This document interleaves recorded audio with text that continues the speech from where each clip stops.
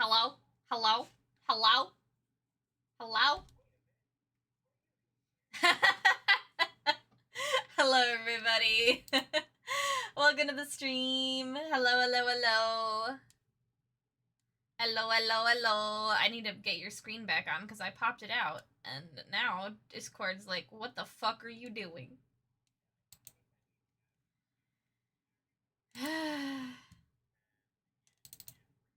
There we go.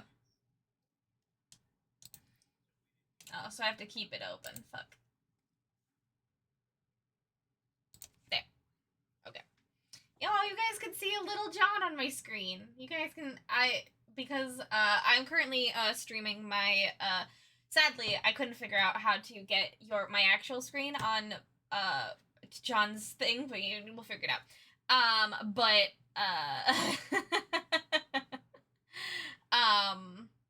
But I'm drawing a taser I'm gonna be drawing a taser on my iPad, so I wanted to just show my iPad screen while I was doing that, and then I'll switch over to my computer, and you can actually see what I'm just drawing on John's stream. But currently, you can see John's little face. Little face. His little face. But yeah. Hello, everybody. Thank you so much for hanging out. Today, me and John are gonna be doing some co-working, because we have things that we need to do. I don't know if we can talk about why we have things we need to do, but we have things we need to do for reasons that you will learn soon.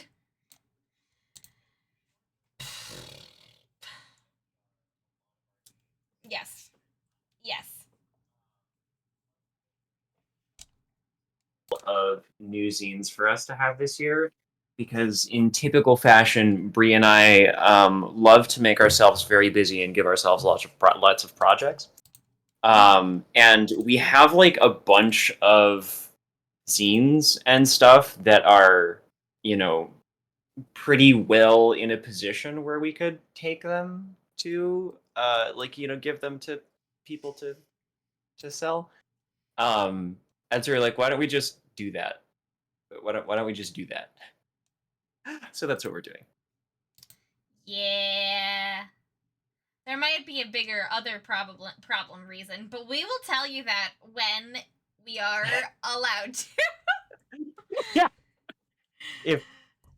We'll find out. We'll find out. We'll see how Anyways, we're prepping for Gen Con for many possible futures. Yeah. Yeah. So it's gonna be crazy. It's gonna be wild. Mm-hmm. And can we what now? Okay, good. I'm fine. Now people can hear both you and the music. I think. Hell yeah. Excellent. Okay. Look at me figuring out how audio works. It's a need to know, we don't need to know. I mean, you don't need to know, because it's not our place to say at the current moment, because it's up in the air and nebulous. But we want to have our books being sold at IPR regardless. How fast we need to do that is dependent on how fucked certain things are. So we'll see. That's a good way to put it. That's a good way to put it. So we'll see. How soon that needs to happen is just heavily dependent on how fucked certain things are. Yeah. But so that's why today we were gonna be doing co-working anyways, and we were just gonna kind of vibe and have a good time. But we're actually trying to, do stuff. So, welcome to the stream. We're gonna be working on a bunch of different zines. Discord is not showing what each of us are working on, and I don't know why. Is the pop out not working? The thing that I have to be focusing on my desktop is Discord. Hold on. Okay, what I'm gonna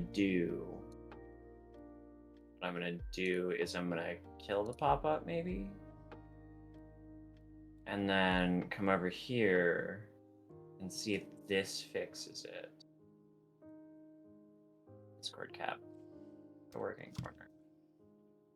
And I'm gonna open up John's stream on my phone. You'd think with multiple screens I wouldn't have to do this, but fine. Okay. Just noodle around in Clip Studio real quick. I want to see what happens. Okay. Okay, it works. Perfect. Great.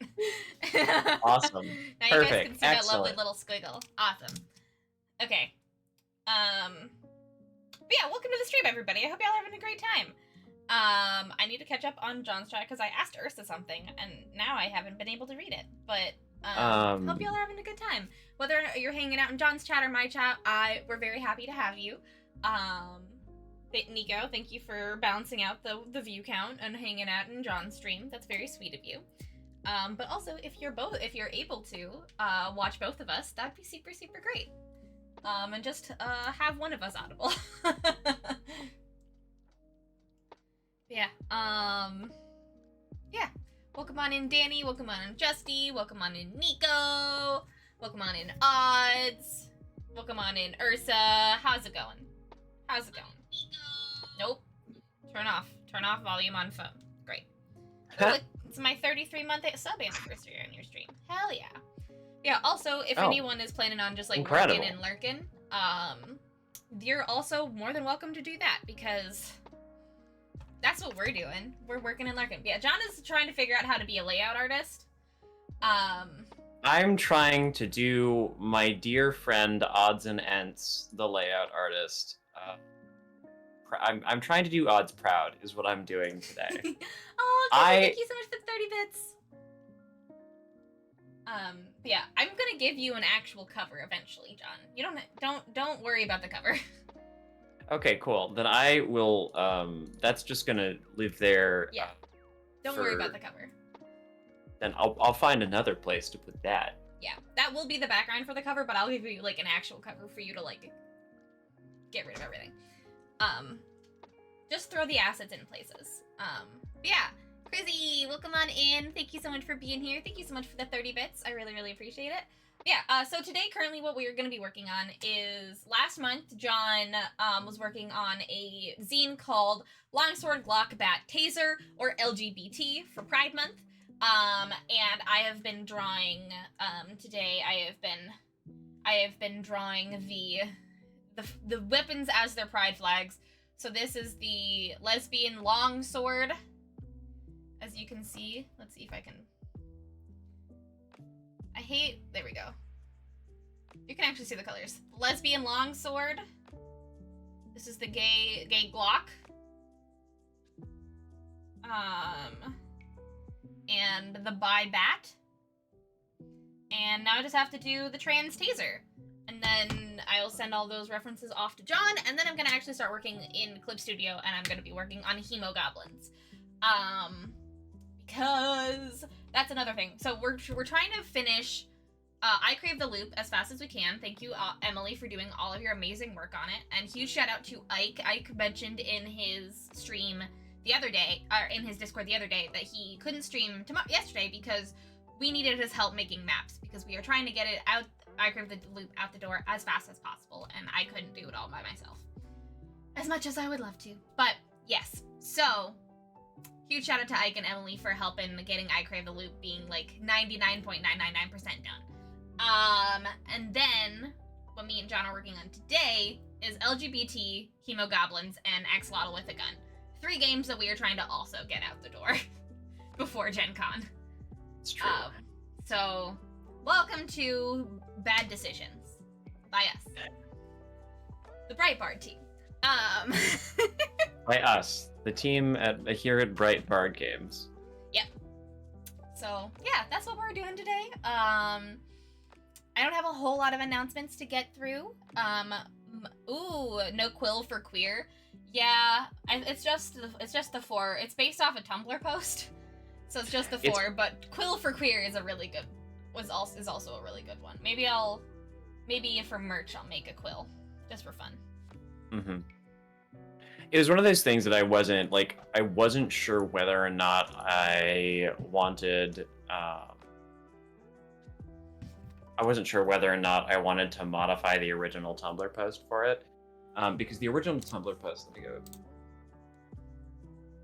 The brightest bards. Thank you. Thank you. Let me see. I need to Google what a taser looks like. Sword block that. Blur. Yeah. So like this was the original post from like 2018, which is long enough ago that the the full kind of the alphabet mafia had not been extended to include quite so many letters yet, and so it was a toss up for me as to whether or not I wanted to modify it based on that. And kind of what I went with is that I stuck with the original 4 stats in part because I didn't want to write a 5th stat. And then basically, I think there's a place in here. Oh yeah, there's a, like, when you choose your weapon, if you belong to a queer identity that's not along one of those, you can just choose a weapon that starts with that letter, and it functions the same as like the weapon that you would have chosen. So yes, there is. Sorry, Danny said LGBT plus, but the plus is a sniper with crosshairs. The plus is a sniper crosshairs. Okay, but you've got me there. You've got me there. Deep plus. No. That's great. I love that, Danny.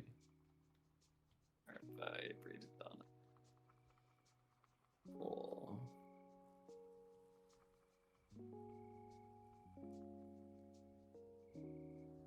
Oh no, this looks like a bug. This looks like a Hollow Knight bug. A bug.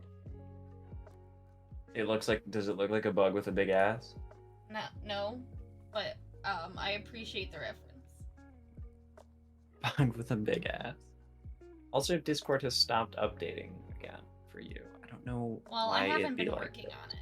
Is it if you hide it? If it's behind other things, it'll stop updating. It has to be the only. Hey. Ah, sorry. Okay, hold on. It's coming back. It's coming back. It's coming back. I was trying to stop watching. Watch stream. Yeah, I know. Hollow Knight was a taser the whole time. I know, right? It looks like a freaking bug from Hollow Knight. Ah! Oh, it's on your Yes. iPad. That's okay. All right. It does look like a bug from Hollow Knight. It 100% looks like a bug from Hollow Knight. Yes. You guys will be able to see it very soon once I send it to John. But yeah, I didn't want to change what program I was using for this for these assets. So just because the brushes are different depending on what I'm working on. So just gonna finish this trans taser real quick. Ooh, the electric arc and the taser is the non-binary gradient. That could be fun. That could be fun. Yeah. I love that. Yeah, I'm into that.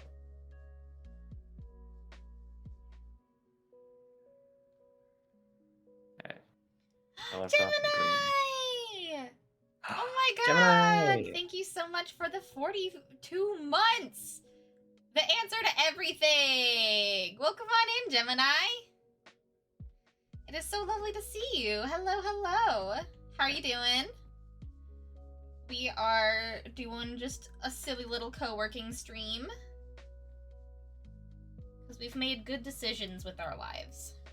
Yes. Only good decisions here. And let's get some. No, not print. Wrong. PNG. Save. There we go. Me. Cover mask. Boom. It's white. No. PNG. Save. I've been better. I've been worse. It's just life. Totally fair. Same here, to be honest. Same here. Been better, been worse. Life's just ticking along. Yeah. Good pridey decisions by the looks of it. Thank you, Lemon, but also welcome on in. Hello, hello, hello. How's it going?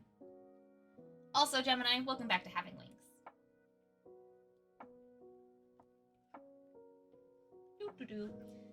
Yes, there's a lot. I mean, we're making good decisions on like the games that we're choosing to focus on, but for our Oh yeah, no.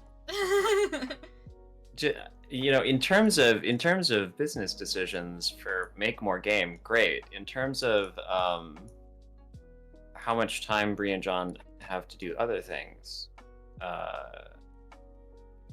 ask again later.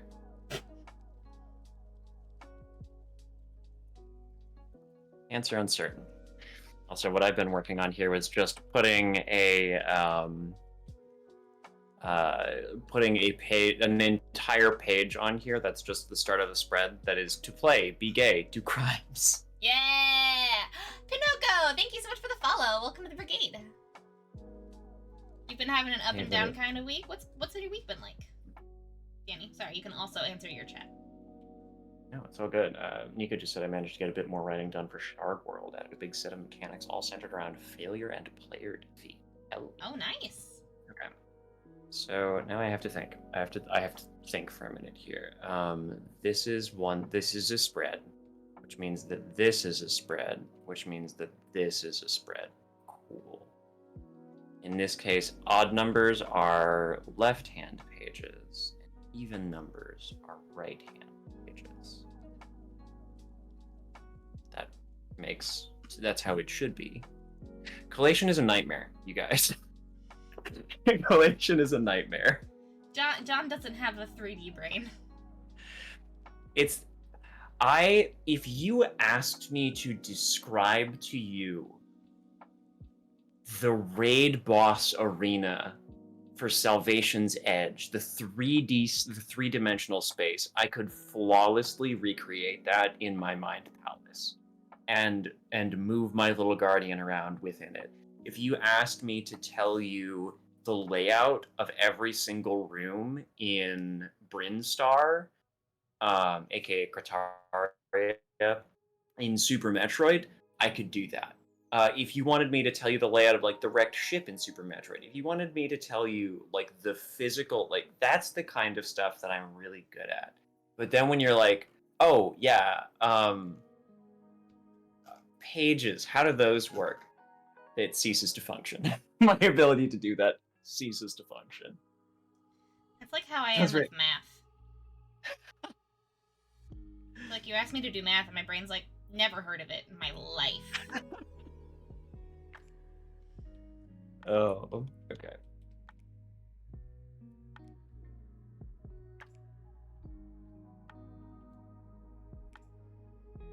Okay. Hazards. The down being illness, that fucking sucked. Oh yeah, because you got strep throat. Yeah, I remember that. I remember you telling me that.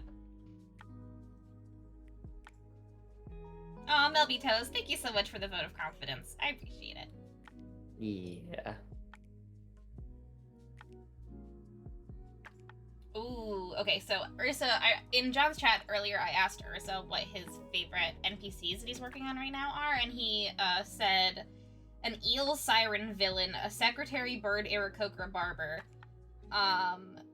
that runs a shop called Cuts and Clippings, and an ebony lizard folk that's going to run the Punkin' Chunkin' contest, and a female goblin that runs a piercing parlor, along with a water genasi who does tattooing.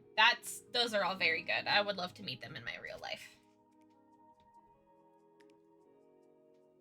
Also, Gemini says, good news, I'm going to go do an eye surgery. Bad news, it takes 3 months of wearing glasses to get my eyes back to their natural shape. Woof.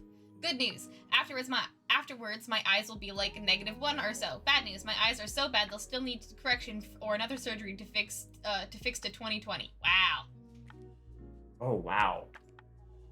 I've never heard of LASIK needing, like, multiple sessions. But I also don't know a lot of people that have gotten LASIK. I think the only person I know that's gotten LASIK is my grandma. Oh, it's not LASIK. It's just a different surgery.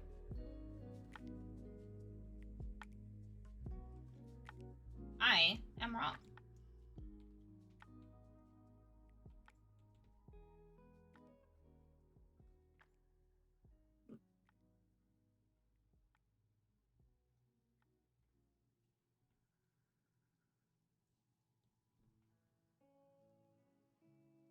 What you drawing? Hey, hi odds. Emily, hello. You're just in time to watch me engage in a war against having too many words on a single page. I am drawing a trans taser. Mm-hmm. That's what I'm working on right now. Also, stupid wishes. Hello. Be crimes, do gay. Yeah. Yeah, that's the game that I'm working on right now. Really, like what I'm doing here is I'm reducing the amount of words that are on any one page, probably increasing the font size. This is like it's not exactly like padding your margins. Like I think it makes for a game that is easier to read, but it also does increase the page, like artificially increase the page count. So mostly I'm just trying to make there be fewer huge blocks of text like this. You know, break them up with some pieces of art. This over here is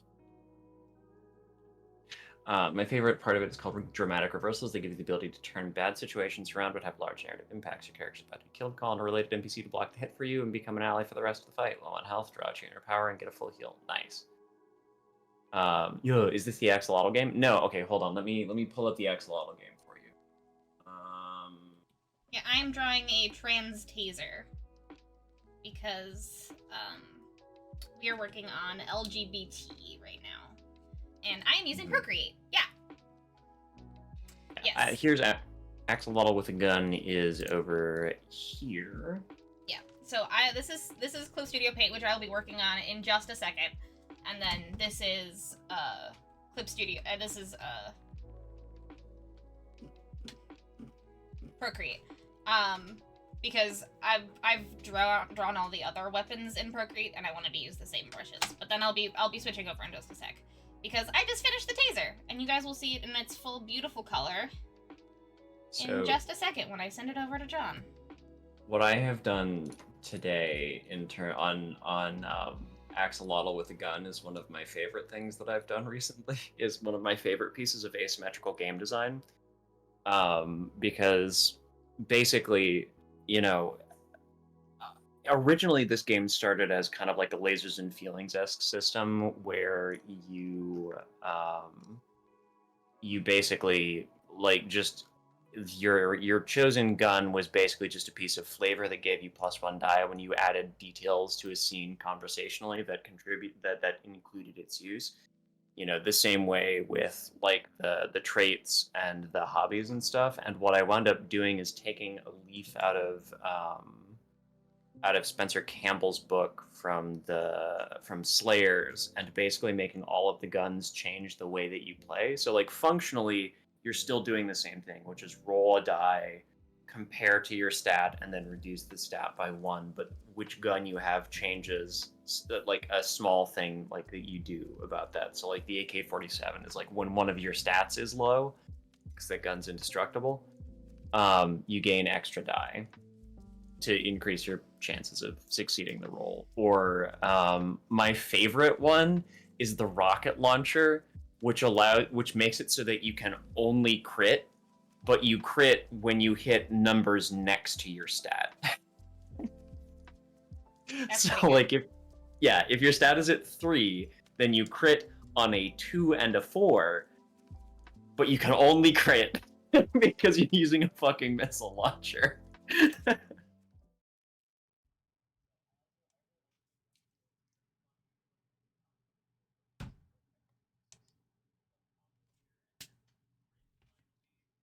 Unleash all of the bullets or like blaster bolts in your gun sword, and your crit is the value of your crit is equal to the total number of combo moves you've done so far, which I think is fun. Again, like all of these, you just play the game normally, but with a slight twist, and I think they're very fun. The Glock is just like, I was like, what's the personality of a Glock? And I was like, the Glock is the Toyota Corolla of guns, you know, like. It's efficient. It's deeply fine. It's deeply fine. And so like I was just like, you know what? It's reliable. If you would have totally failed, actually no, you didn't. It's one success. Hell yeah. Hexaglockle. I'm now changed my screen, and now I have to fix my audio because I'm an idiot. Oh no. It's okay. I figure it out. I figure drive- it out. I drive a Toyota Glock. Fun fact: the name Axolotl can mean water monster or water dog because the god they're associated with is the god of monsters. Yeah, I was reading about that today. They're like the god of like monsters and twins and stuff like that, which is really cool. Mm-hmm. Yeah, there's some really cool stuff about Axolotl with a gun. But yeah, that what I was just showing you guys what I was working on was Procreate. People were asking about it in my chat, so yeah, that's Procreate. It's super, super awesome. If you have a Apple device, you can get it on Apple for like $10. And you have it forever. It's super, super great. I really recommend it. I do a lot of my, honestly a lot of my work in Procreate nowadays. So, I really, really like it. Yeah, that's what I was working on. One day I will learn how to stream from Procreate. I haven't figured it out yet. Yeah. You can easily if you have a Mac computer. I don't. My iPad is my only Mac device. So, there's that. Yeah, that's what I did. I also sent you the taser assets, John. Oh, rad. Okay. Yeah. I'll go. I sent you the taser assets. Yeah. It's called ICL, Implantable Collamer Lens Surgery. Oh! Okay, so you're like replacing your Collamer lens. Interesting. That's a hard thing to do. And those, I mean, that's a hard surgery to do. Very cool, Gemini, and best of luck to you. I'm very sorry that you have to do it, but like also congratulations. I had news, but I forgot. No worries, odds.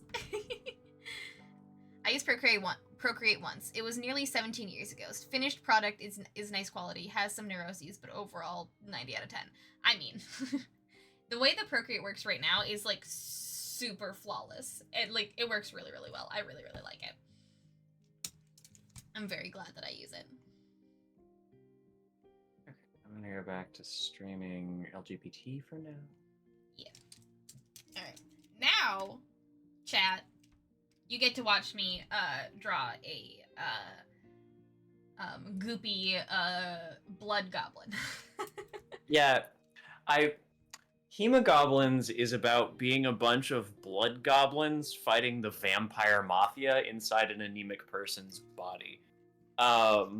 Which is the most chronically ill game I have ever written in my life. Look, we make games for gay people, people that like little guys, and that's about it. Yeah. I'll turn on Discord cap. Yes, it's very Osmosis Jones. It's a very Osmosis Jones kind of game. Yeah. Absolutely Osmosis Jones inspired. I believe what I told Bree when I was giving her direction. It also for that was means that I have to draw a hat, and as we all know, I'm bad at drawing hats. Oh no, I've stumbled on Bree's weakness. It's okay. I'll figure it out. Not that one.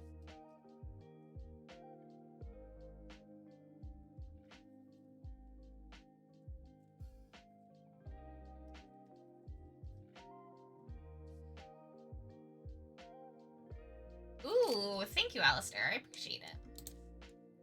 I will open that up for me later. Oh, procreate also means make kids. I wasn't paying attention at all. Alistair. I was like, oh, I didn't realize Procreate was been out that long. Gotcha. Okay. Now, my brain isn't fully here yet. I used it all when I was at con, and now we're cranking out games. So I'm not really here. This is a shell of Bree. I'm a shell of myself. Ooh, also Caldwin, welcome on into John's chat.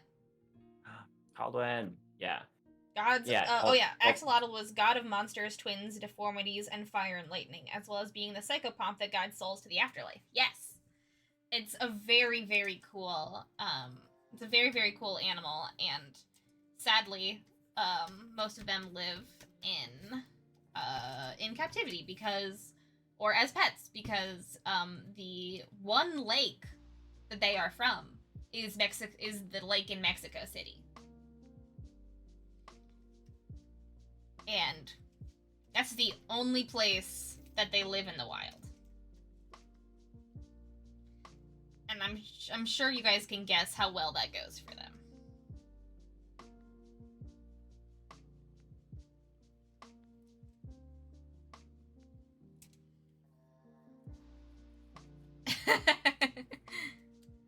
Yeah, Axolotl again is really cool.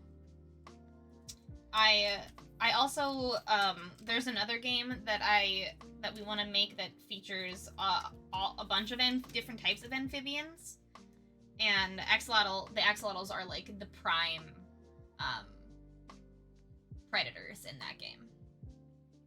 Yeah, I'm very excited for that one.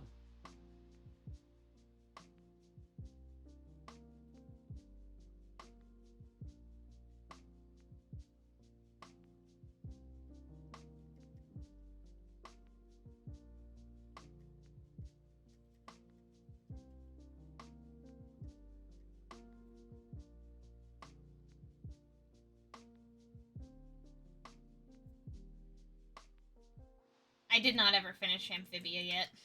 I'm sorry. I'm sorry, Danny. I really should.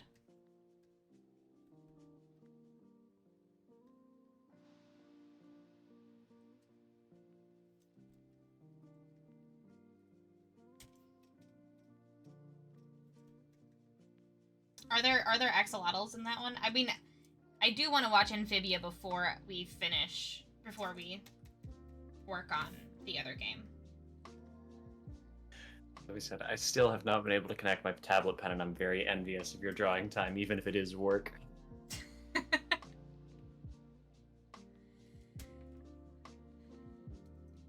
Yeah. I'm very sorry you haven't been able to connect your tablet pen. That sucks.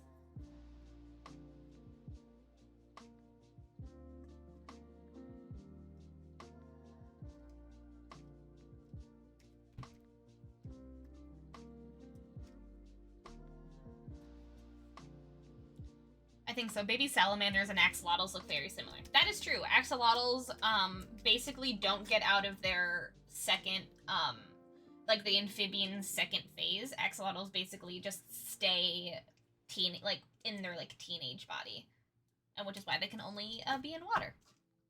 Fun facts.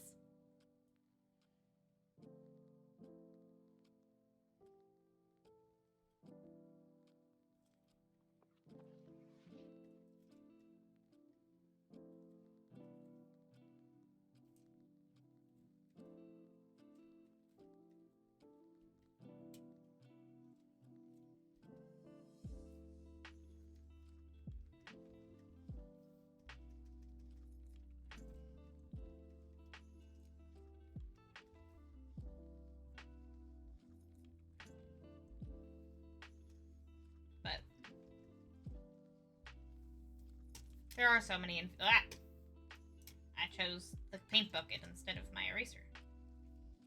Uh-oh. Oh my god, I just looked over and saw the little gobbo, and I love him. I'm very glad.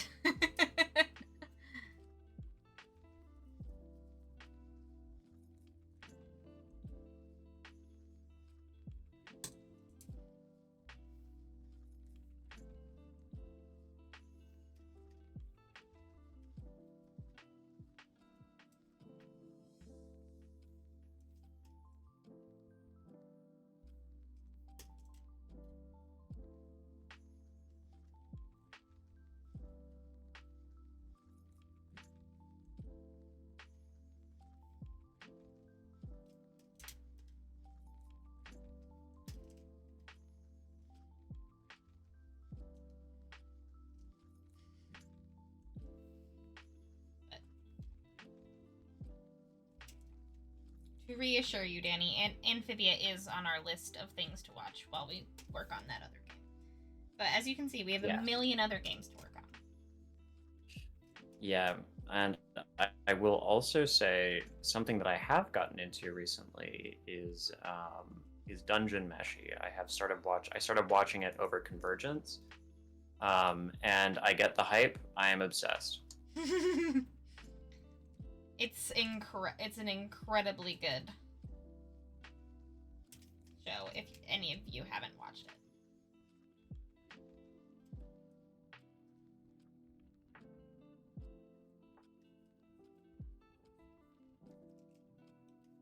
I drew the Dungeon Meshi stickers for Convergence, and people kept coming up and talking to us about Dungeon Meshi, and John's like, well, I haven't seen it, and they're like, what? And so he started watching it. Yeah, it's true. I was like, I need to go do research. I need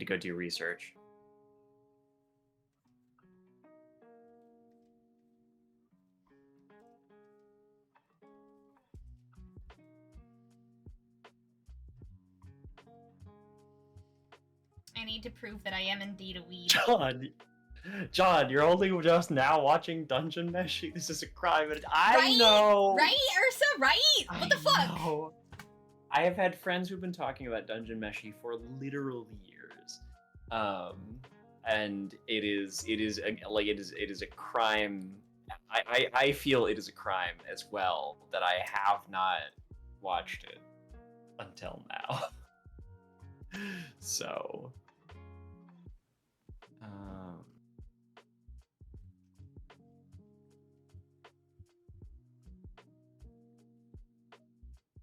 My friend, listen, I'm on episode 17.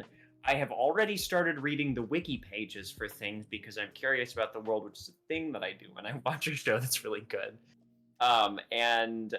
Which means I think I'm 7 episodes from the end of the season, which means at that point I'm going to have to go and read every episode of the manga that's out. Mm-hmm. Is the manga finished? Yes. Or is it close to finished? The manga is finished. Okay. Yeah.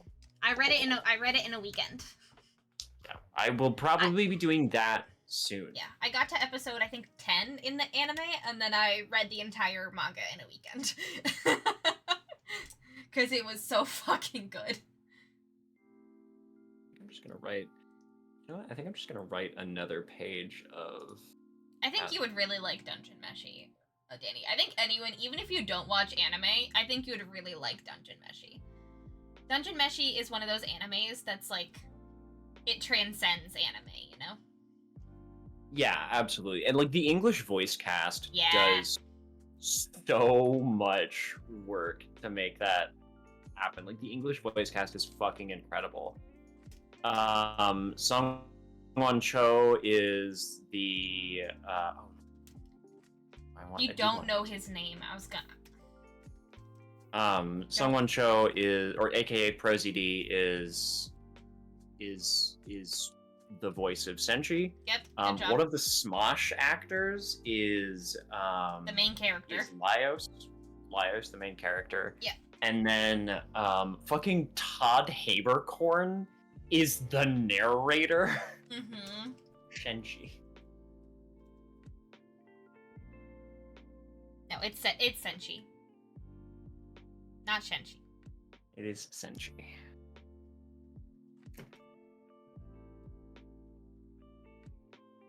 I'm not saying that odds is wrong. I'm saying that, John, you were correct in your pronunciation. Yes, I know. Damien Haas is very good as Laos. Because, yeah, Damien Haas is also autistic. He's got that autistic swag. And Laos is not canonically autistic, but he's autistic. He's autistic.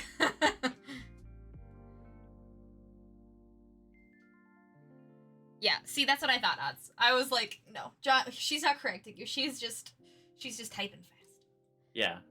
Hi, I'm Puddle Glum. Welcome on in. Welcome to the stream. I'm drawing a little guy. Oh, he's looking so good. Additional assets I suppose we could use for hemogoblins now that I'm thinking about it would be, you know, like I'm just thinking of like noir tropes would be something like a glass of whiskey, like a cigarette butt like snubbed into an overflowing ashtray. Um, God, like a heavily like marked up notebook with a blood splatter on it. You got it. That kind of Yeah. stuff. Some noir assets. Mm-hmm. Yes, exactly. He has that ADHD swag. Yep. Yes, he does. It is a very good depiction of D&D groups. It's a really good depiction of D&D groups, and it's such an interesting, like, I mean, as someone that loves D&D, it's super interesting in, like, the D&D context, and the world building is on point, and it doesn't, like, and the way that it, like, talks about, like, consumption and, like, what consumption means in a bunch of different contexts is super interesting. Like, because, like, I mean, it's about, like, the baseline consumption is, like, oh, we're eating monsters, that's weird. But then it also, like, as the anime progresses, it talks about, like, magic and, like, infinite energy and where does energy come from and what is, like, the important points of the ecosystem and what is balance and what is about, how do people, like, what does eating in this context do to help support the ecosystem and the monsters within it and, like, the groups and, like, community and also, like, desire and want and gluttony and greed and what is that consumption and what does that mean and what is, like, that type of stuff. Like, any type of consumption and consuming, like, they talk about it all, and it's super interesting. Like, it starts with, like, we're eating monsters in a dungeon, and then it gets, like, really philosophical in a really cool story way. Anyways. I love it. And it's, like, I could write a paper on it type of thing. So I could write a paper on this type of thing.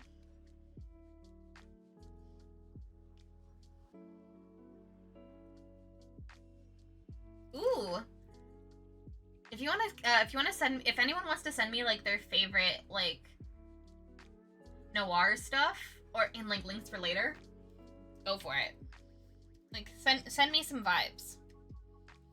Because when it comes to, like, zines like this, I ask John for vibes and then I just draw a bunch of stuff and then John makes do. Or Emily makes do. And one of us makes do. There's not a lot of art direction, really. Yeah. It's kind of just how we kind of just go ham.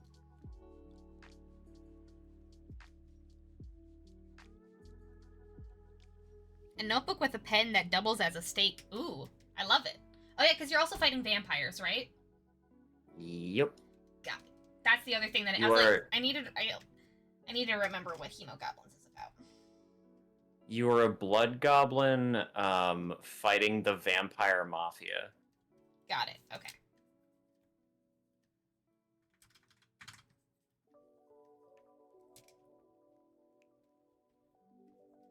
I might draw a few blood goblins then. Goblins don't take very long to draw.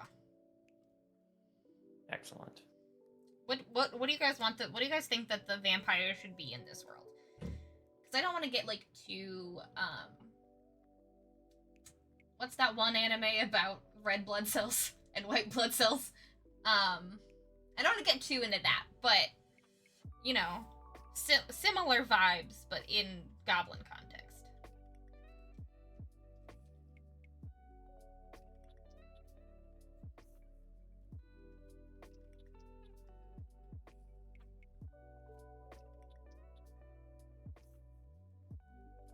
Cells at work? Yes, that one.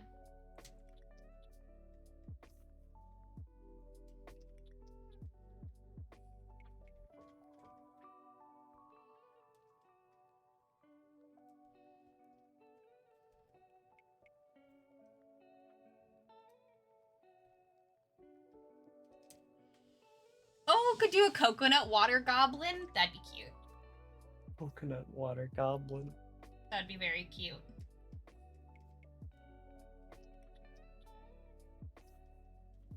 We're doing the noir detective goblin.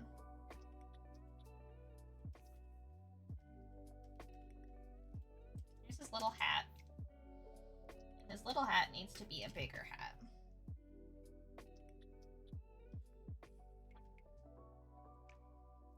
So bad at hats.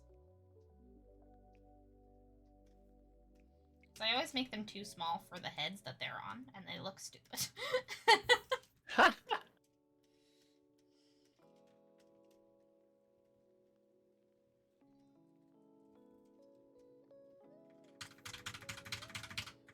fine. I'll fix it in the line art. Ah.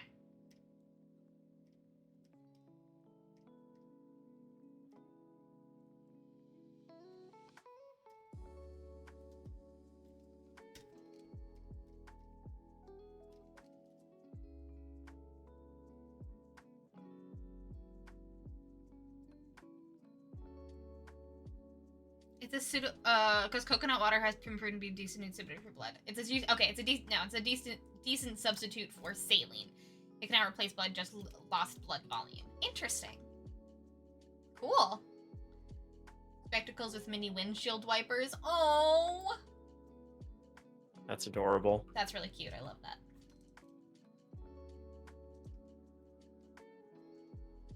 Should the vampires also be goblins, or should they be something else? This is my question.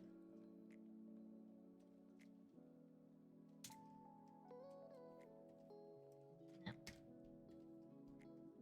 Sorry, run it by me again. Should the vampires also be goblins or something else?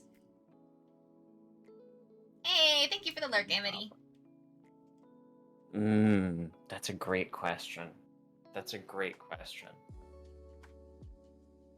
Yeah, I'm kind of with odds. They could be really thin and spindly. Yeah.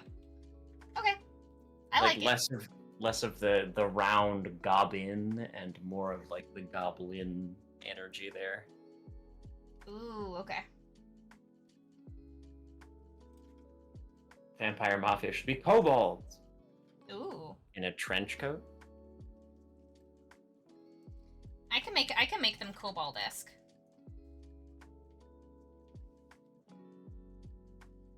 Gobble. Gobble. Gobble. Yeah, I can make them more spindly and pokey.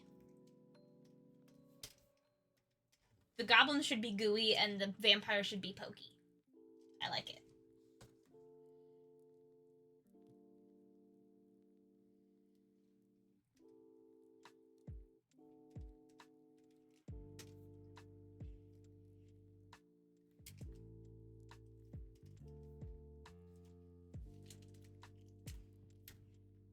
My scrunchie was getting in the way. Oh no. I had to take it off.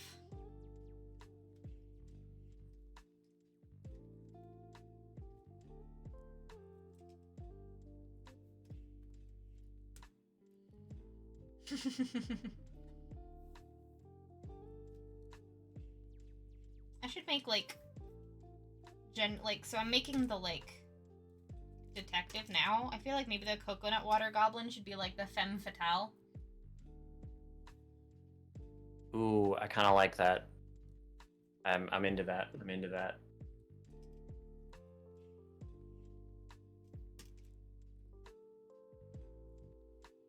Ooh, level 69 ninja. Hell yeah. Congratulations, Alistair.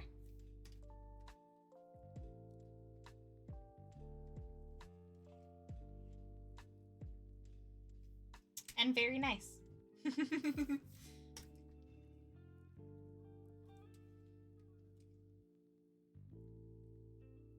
Yeah, this is usually how things go in me and John. Me and John thing. John writes a silly little game.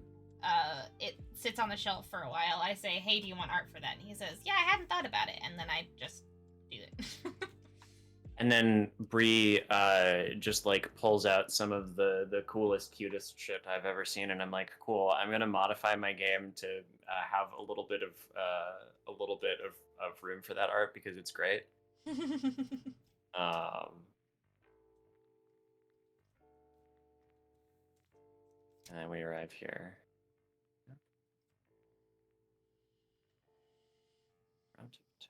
I like what you're doing with the layout, though. All the little weapons. Thank you. Mhm. I'm like kind of proud of how this is turning out Mhm. actually. Yeah. Yeah, I made white weapons because I wasn't sure if you wanted to like have background colors or anything. So, but you don't have to Yeah. use the white weapons. Yeah, I'm considering.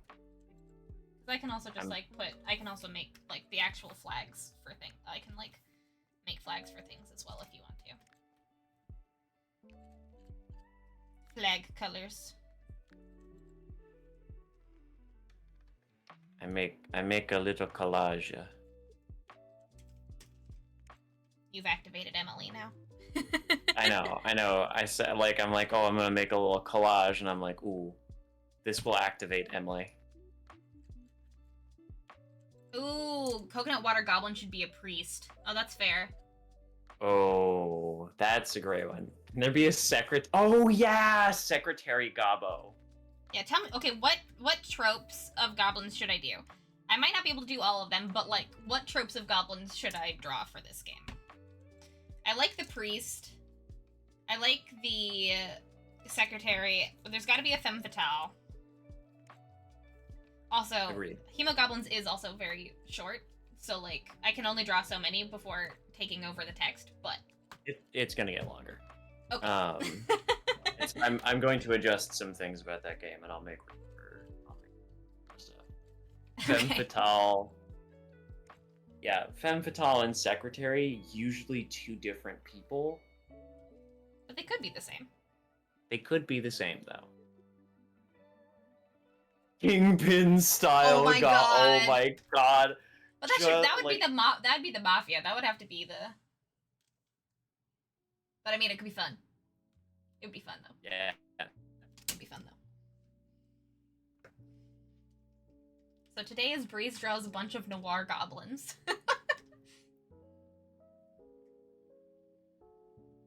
I think I'm gonna start sketching out these ideas first. Okay, hold on. Well, before I like finish things, I'm just gonna sketch out a bunch of these ideas. Okay. So femme fatale, secretary,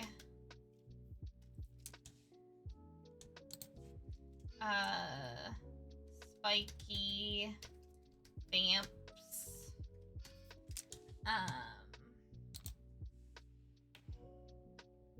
Kong bold. Long bold. Kong bold. King. Pin. Guy. Incredible. Harvey Bullock type character. I don't know who that is.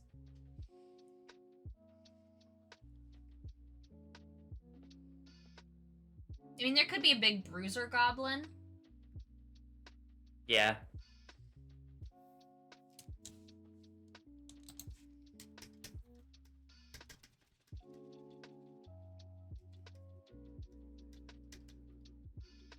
I'm just going to Mentopolis in my brain and being like, what were the vibes? There's like a little kid. Oh just a yeah, child. like there's like a DA or a mayor. Yeah. Oh, I forgot about priest. Priest. I feel like DA and mayor is not like distinct enough, but maybe. Mm-hmm. Goblin senator. Government goblin.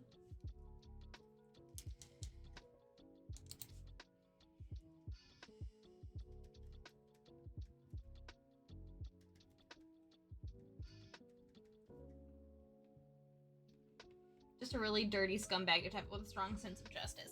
Yeah, that's what the first one is. That's what the first one I'm supposed to be drawing is. Because he's like a little detective goblin. I haven't added his like scuff marks and stuff yet. But we'll get there. We'll get there. Okay. Let's think of a femme fatale goblin. They gotta have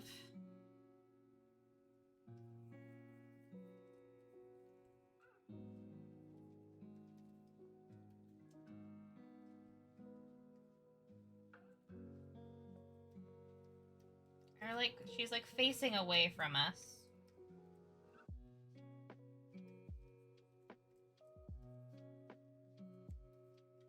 No.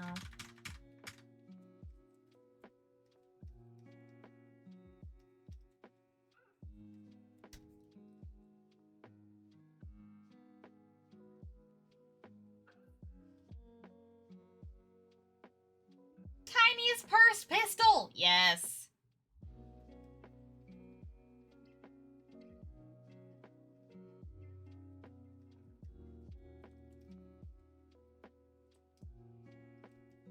She's got like a big old like ruff and a little skirt.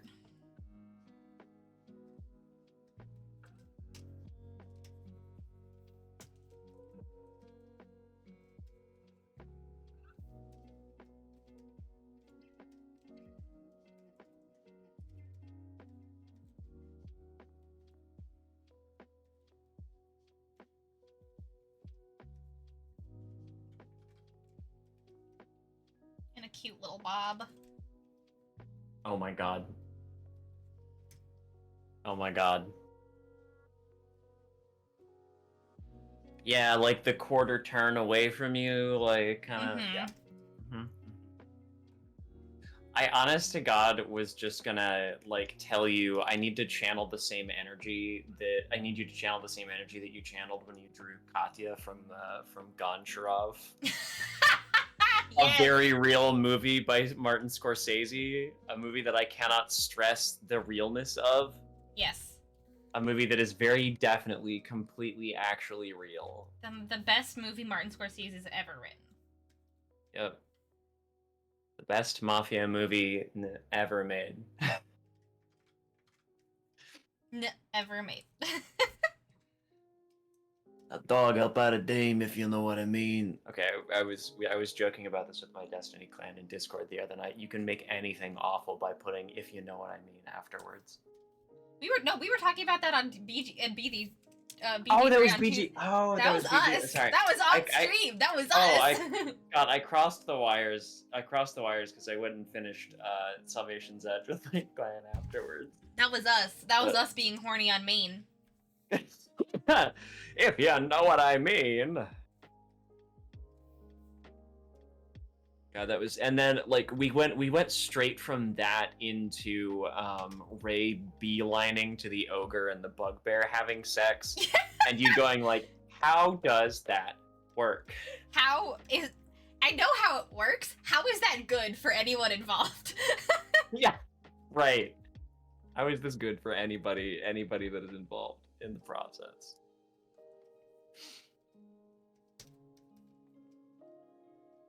That guy's so big.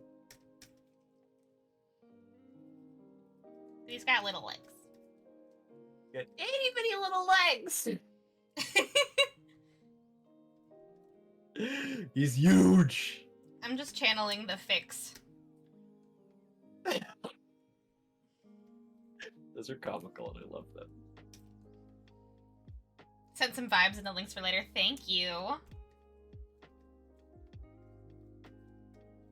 All right, chat. While we're giving Bria ideas for this, I need some ideas for like random scene hazards for LGBT. So if you like in a slice of life, LGBTQ, like LGBT, like in a gay slice of life game where the tasks are things such as like kick corporations out of your local pride event, or like help your friends realize that they've been dating each other for years and don't realize it, or like get in with the local RPG polycule, or like road trip to Pride. Like I need some hazards. Like what are things that could be a hazard? Not like a big bad guy necessarily, but just like a thing that is troublesome in the scene. It could be people. It could be things. It could be random happenstance. Pothole. Pothole. Straight and simple.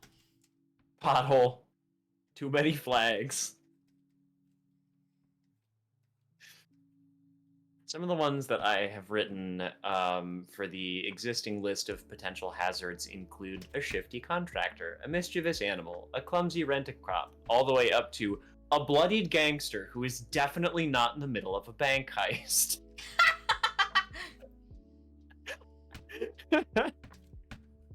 I'm putting a 1920s radio announcer on the, like, okay, hold on.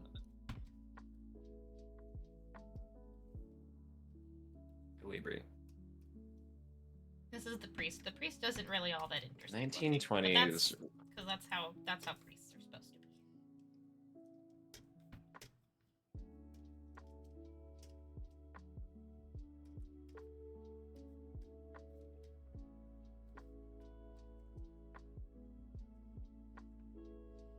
Ooh, a person in the bathroom that needs help.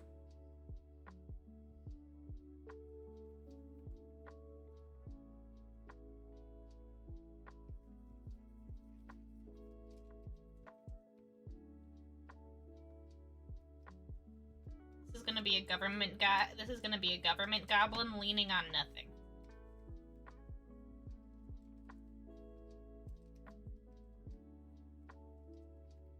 It's just, or this could be just like general criminal goblin leaning on nothing. Wait, do I have? Hold on. I have it. I thought I had a TikToker in here somewhere. I do love.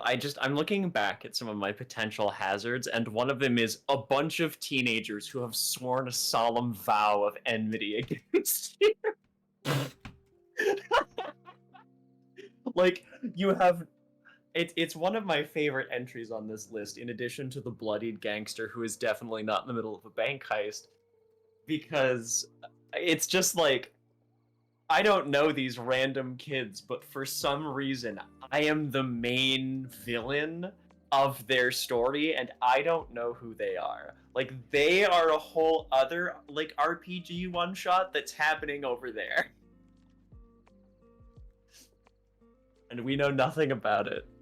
I do like that, Nico. I like that, Nico.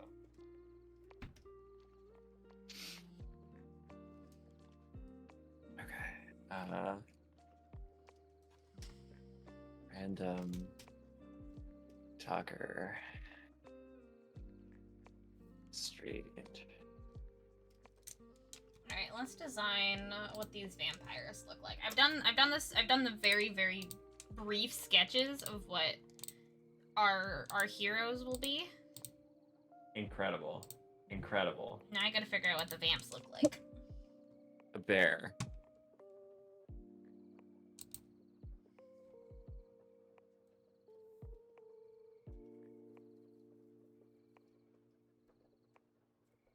I'm gonna put a bunch of chain-smoking theater teens.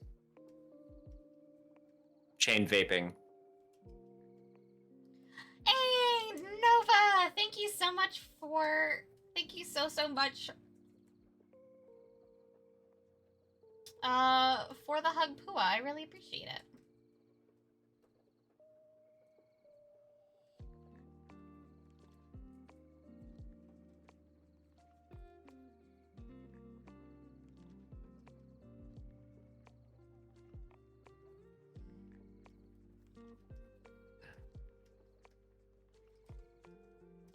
Also, welcome on in. Let me get Pua. Breeze chat, you are also welcome to contribute ideas to this one. Yes, you're also very much welcome to contribute ideas. Also, I realize now you guys are looking at my reference and not John's screen, but that's okay. Oh well. It happens. Is it ostriches or emus who are really, really ornery? They're both kind of ornery, but emus are more so. Which one did Australia lose a war against? Emus. Great, emus. Uh, ostriches are from Africa. Emus are from Australia. Is a group of emus called a flock? Don't know. Herd? That I am unsure of. What is a group of emus called? Mob. Even better. I think we know why. I think we might know why. I think we know why. A platoon after the war. You know what? I'm putting that. A platoon of particularly foul-tempered emus is now a threat. These got so unhinged the farther in you get. There's like some really normal stuff, with the exception of the goblin, at the top of this. And then like by the time you get down here, by the time you get to this second page, there's some really fucking insane ones. A platoon of foul-tempered emus. I'm approved to be a vendor at my local coffee shop this September. Hell yeah! That's amazing, Odds. I also really like the earworm. Yeah. Super annoying earworm.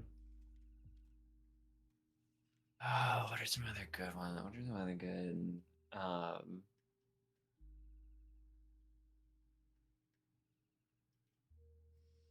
Sorry, the vampires turned out to be rad as hell.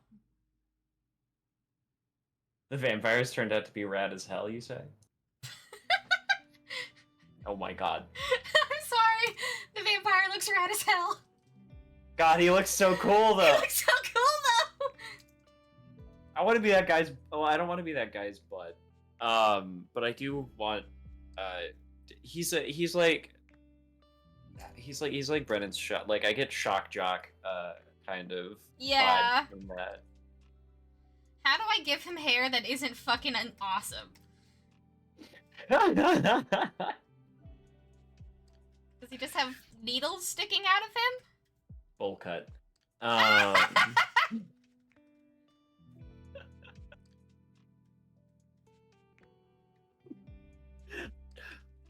think I broke free. There we go. Now he looks like the villain from Despicable Me. Perfect. Perfect. Bowl cut. Again, I'm circling back to that tweet the other day that I saw that was just like, I need you to understand that sometimes we do things in game design for no other reason than, in quotes, because it's funny. Oh,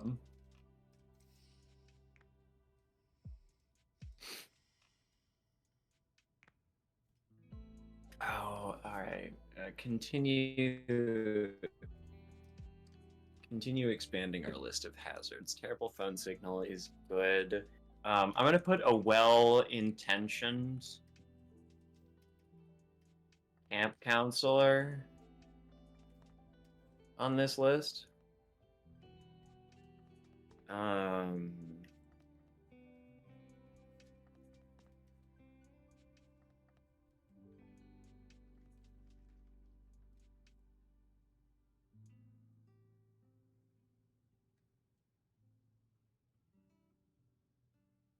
A fleet of escaped shopping carts. I feel like an alien, like a small scale alien, I'm gonna put in quotations, invasion. I don't know why I put that in quotations, but it's gonna be in quotations. That's up for interpretation. Maybe actually not small scale, a half-hearted, half-hearted alien invasion. I love half-hearted. That's hilarious. Wait, yeah. Are you saying, Nova, that Australia tried to shoot down Venus? Or that the emus tried to shoot down Venus? Australia had to go to war with the emus because they were trying to kill God.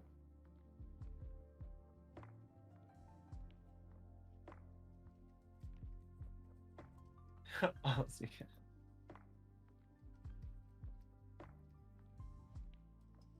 Oh god, the adipose alien. Like the adipose aliens, yeah. God. Are they just like, we're gonna shoot a bunch of nukes at Venus and blow it out of the fucking sky? Take a long time for those rockets to get there. That feels like something a billionaire would do in a cyberpunk setting, you know? Mm-hmm. Just get like high out of their mind on cyberpunk era drugs and then shoot like 75 or like 150 nuclear warheads into space and blow up a planet. Like that feels like something that would happen, like a bleak ass thing that would happen in cyberpunk with some corporate warlord. Yeah.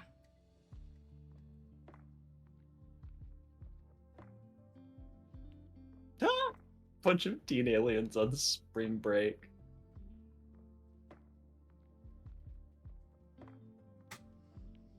I'm just gonna put after that Alien Spring Break. Yeah, why not?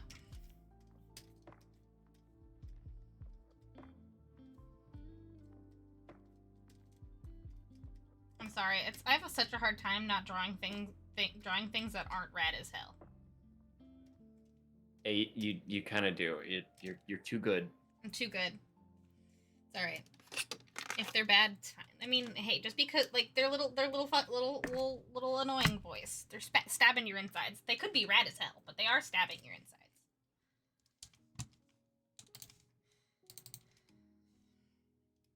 insides. Ooh, finals for culinary school.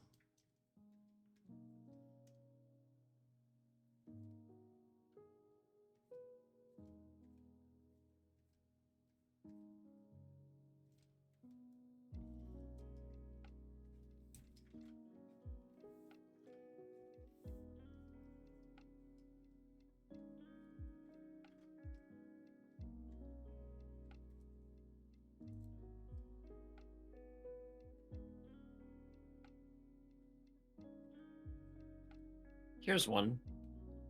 Geese. Just one word. It's a good idea. Just geese. A duck.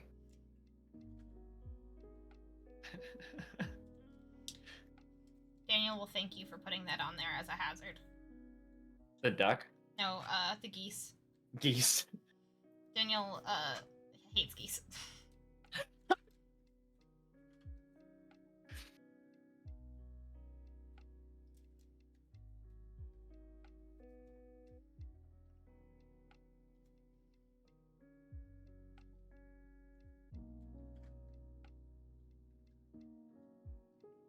I was actually thinking it, like, I kept looking over at this, why I said it like, I kept looking at over at this, kept looking over at the tarot deck that's sitting on my desk right now, and also thinking about just like a very pushy like tarot reader or something like that. Mm-hmm.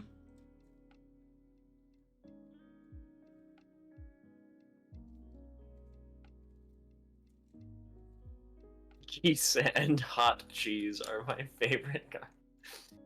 You know, just for you, Melvie, I'm gonna put in hot cheese. It's gonna go up here. It's gonna go in between a bunch of chain vaping theater teens and a platoon of particularly foul-tempered emus. Where it belongs. No. Was that a hazard to lactose intolerant people? Lactose intolerant was the real hazard here. Mm-hmm. Trying to think. What are some things that I just see around the city?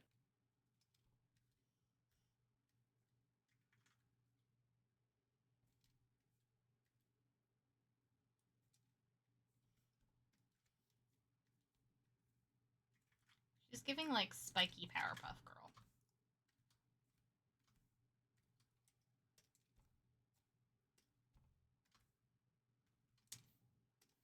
And I'm okay with that.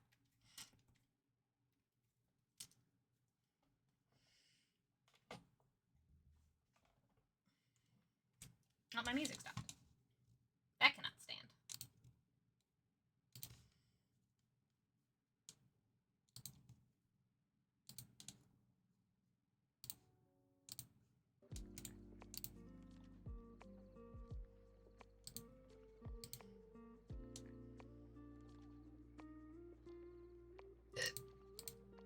I'm putting a really good barcade on there.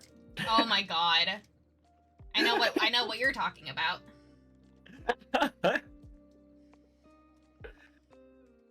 Listen, you have stuff to do. You can't get stuck playing Killer Queen for for 6 hours.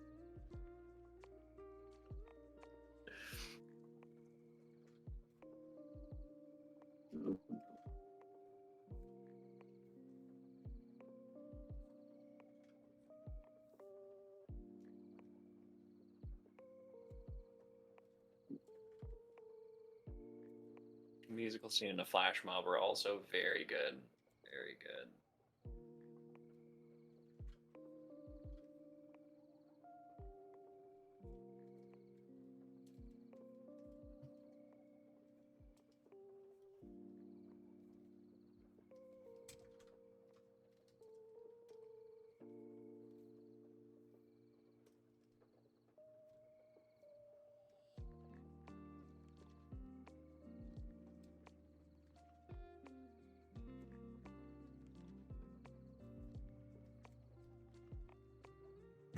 I forgot that I put a sentient Tumblr shitpost on the first page of Woof. Hazards.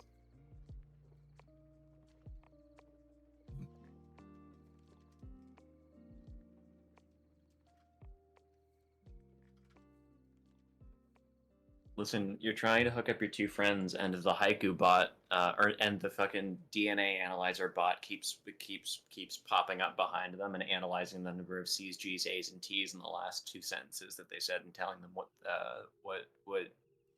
members of the animal kingdom that belongs to, that strand of DNA belongs to.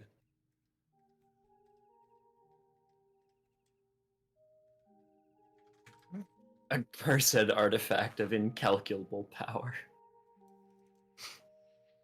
Really running the gamut here. This is turning into a Monster Prom game. Yes. Like it's kind of inspired by like Monster Road Trip, if we're being honest. Yeah. It's got the same vibes as Monster Road Trip. Or like again, it's another one of my games that is very like Scott Pilgrim in its where the world's just like whimsical and comic booky. Yeah.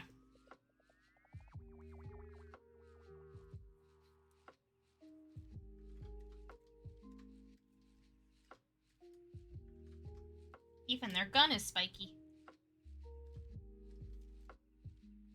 Oh my god. It looks like they're shooting a Toblerone at you.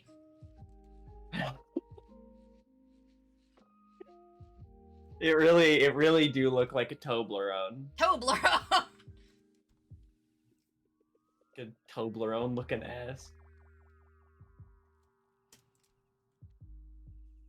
A kid with a really cool stick is amazing, Nico. Really cool stick. Yes. I'm putting really like spaced out italicized like the really cool stick. Alright, what color should these vampires be?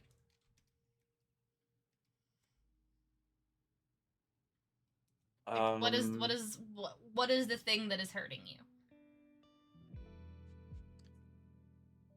I'm trying to think about the causes of anemia, and usually it's because you're bleeding. Right. Should it be like metallic then? Plus yellow. Yeah, I was like, should it be like yellow, green, metallic? Like, are we going like sickness, or are we going like you're being stabbed? I'm thinking either Crimson and Ash is a solid one, but the blood goblins are already red. Yeah.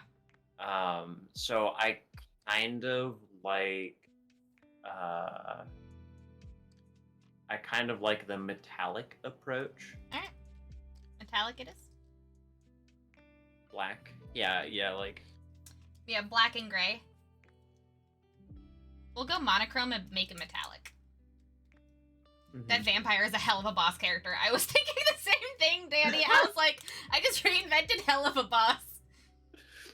We print that out as a sticker just as a test, and people go, which hell of a boss character is that? Oh my god.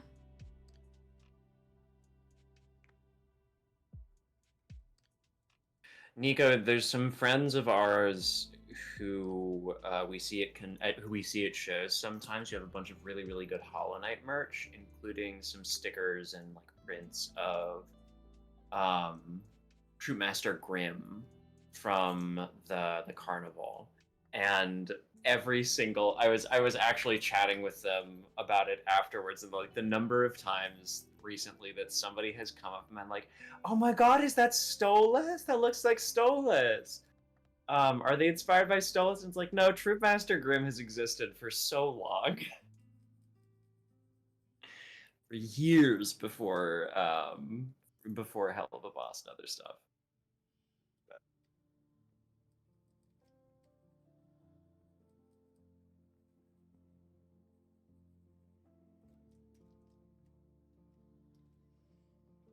A really cool stick. Oh, is this your hell of a boss, OC? No, this is a vampire from my game about blood goblins. What? What? Is this your hell of a boss, OC? No, this is a vampire from my game about blood goblins. What? You can buy it for $10 right there.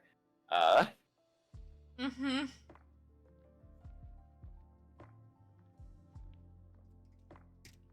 Oh god, the sheer volume of Hell of a Boss cosplay that we see right now. I mean, it's the thing.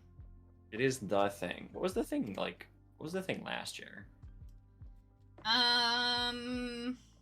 Genshin, kinda. Well, Genshin's kind of been around for a while. It was a pretty Star Wars heavy year, honestly, last year. Mm-hmm. She does also have pointy feet, but there's a lot of things that have pointy feet. Not just hell of a boss characters. It have. So that is the thing right now.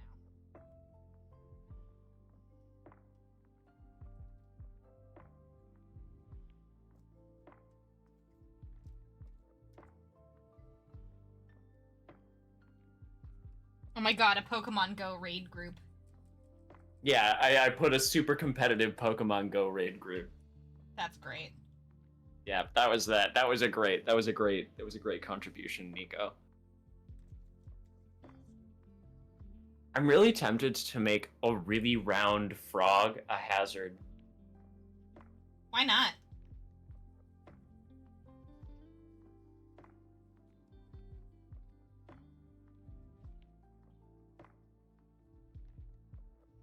It's only a hazard because you need to help it. Yeah, it's only a hazard because it is cute and helpless. Like, some of these things are, like, cute and helpless. I mean, you're like, oh, I gotta stop. Or, like, it's fun, and you have to tear yourself away from it. And some of these are, like, you know, a bunch of teenagers who have sworn a vow of enmity against you. You are the main character, and you are the main villain in their anime that you have no idea about. I do also have on this list a pink-haired goblin and her beanie-wearing sidekick. Their intentions, pure. Their methods, chaotic. Incredible.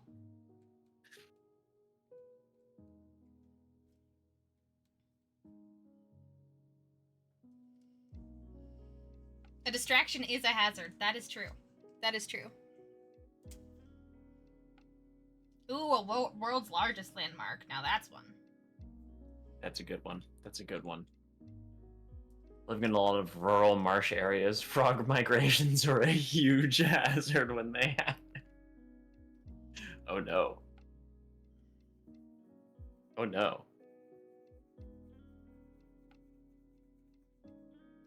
This is not just one bit. 3 more.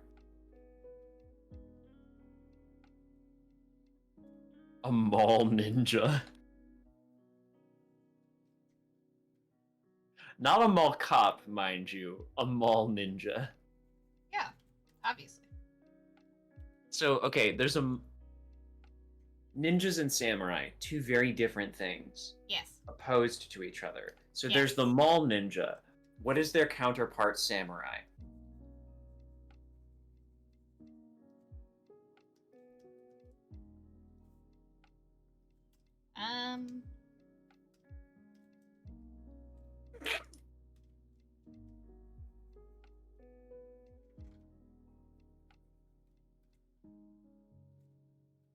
I was kind of thinking Park Samurai as well, odds. Park Samurai is pretty good. Also, a line of Spider-Men doing it for the Vine is great. It's great, Melby. That's the thing. It's a weeb with a katana at the mall with UFO pants and a Naruto headband.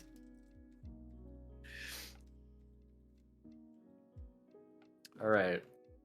I'm gonna read from top to bottom. You know what? Here's what I'm gonna do. I'm gonna put geese at the end of this list. We have room for one more.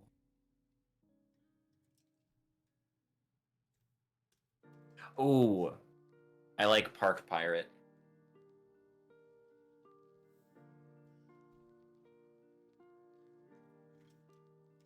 Park Pirate is pretty good.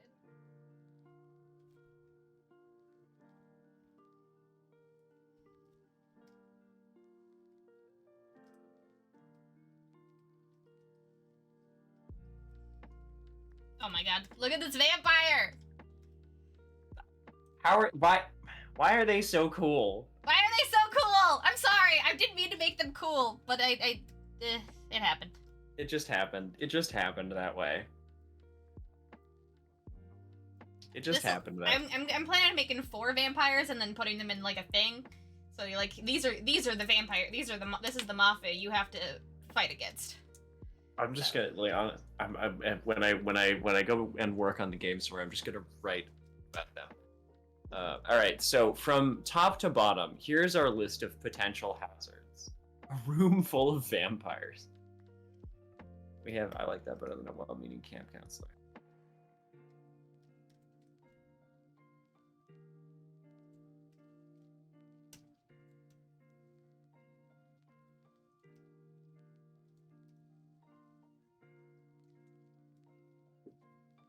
All right, we have a shifty contractor, a mischievous animal, a clumsy rent-a-cop, a literal goblin, a larper who's in too deep, a city planner with delusions of grandeur, a belligerent dude bro, a mechanical problem, a big crowd, a runaway pet, a keyboard warrior, an oblivious gaggle of TikTokers, a theater diva, a traffic jam, a construction zone, a Segway tour, a bunch of teenagers who have sworn a solemn vow of enmity against you, the weather, a cursed artifact of incalculable power, an intergalactic star horse with inscrutable intent, kobolds in a trench coat, a pink-haired goblin and her beanie-wearing sidekick, a sentient Tumblr shitpost, a very lost Redditor, a bloodied gangster who is definitely not in the middle of a bank heist, and a literal dinosaur on the first page.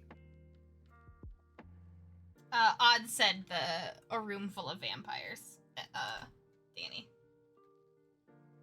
Dravi reference in John's chat. John said, yeah, that was odds. That was Emily. Right, a bear, a 1920s radio, a 1920s radio announcer who appends "if you know what I mean" to the end of every sentence. A person in a bathroom who needs help. More potholes than seem physically possible. A random TikToker doing interviews on the street. A bunch of chain vaping theater kids. Hot cheese. I feel like you need to know, John. I named this Scamp Vamp. Scamp Vamp. That's great. Scamp Vamp. Super annoying earworm. Terrible phone signal. A room full of vampires. Fleet of escaped shopping carts. A half-hearted alien invasion. Spring breakers who never stopped partying. Televised competitive... Oh, you know what? Okay, I'm gonna replace the Spring Breakers one with just a Greek chorus.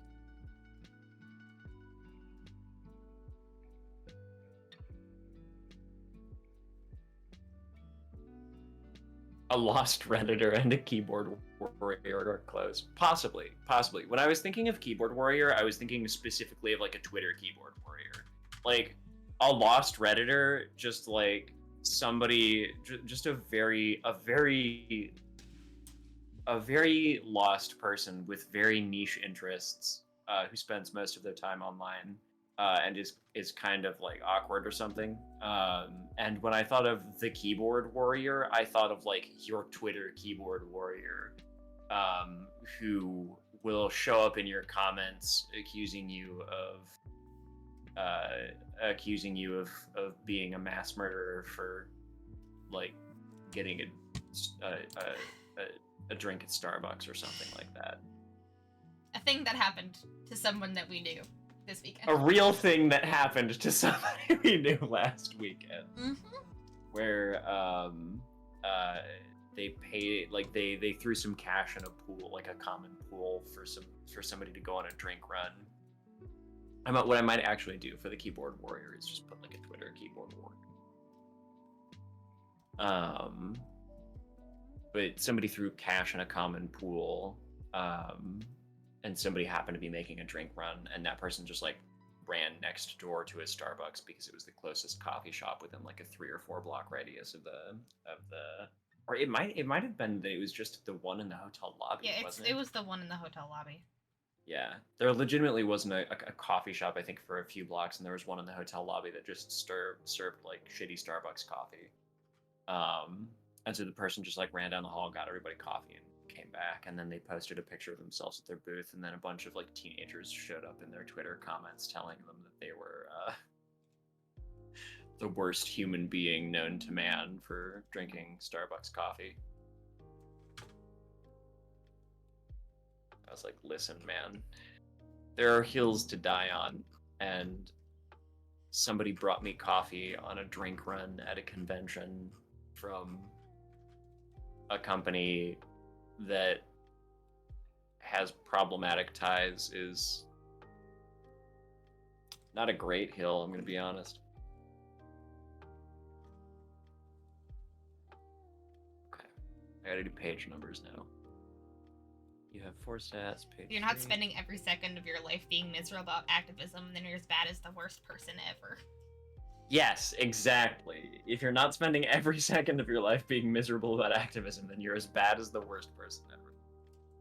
It's one of those things where I think a lot about a quote that I've seen running around before, which is that like a big problem in progressive or leftist online spaces is that they are more concerned with moral purity, with never doing anything wrong, than doing something right or getting something done.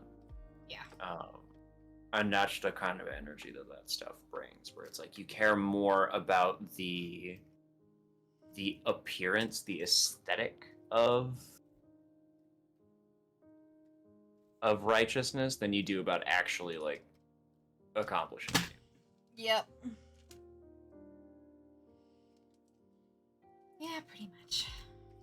Okay, roll the dice is now... Build your dice pool and roll the dice is now page...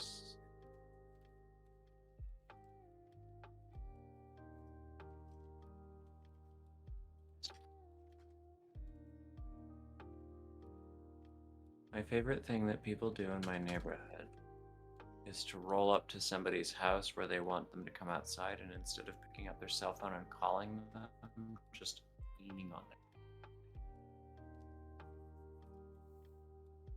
Build your dice pool, roll the dice, hazards and objectives on page. Really want to use the actual function to do this? Can't. Do it will heck everything.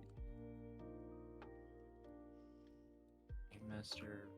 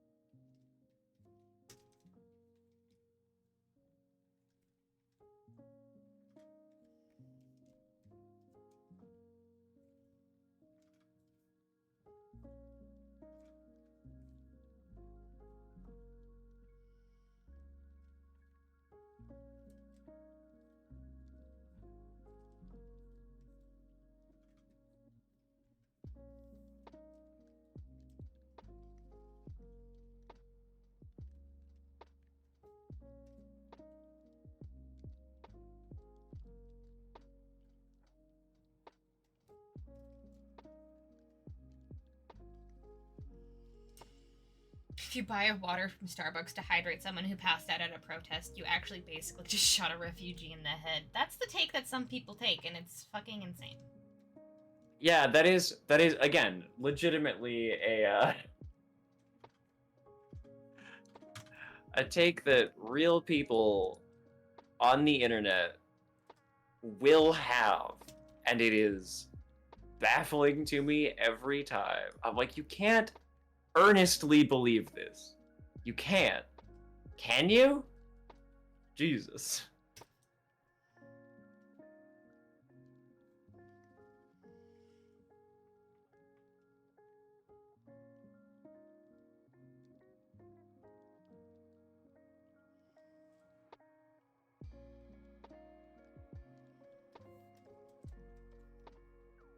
You go over there.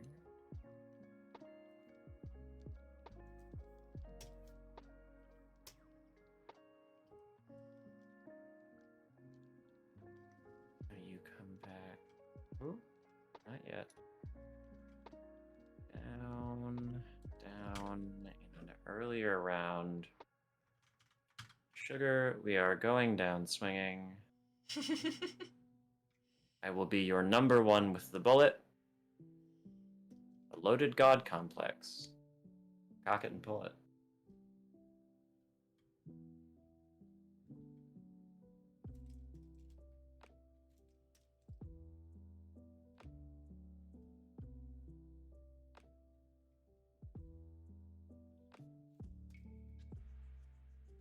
Bringing Kingpin energy to this one.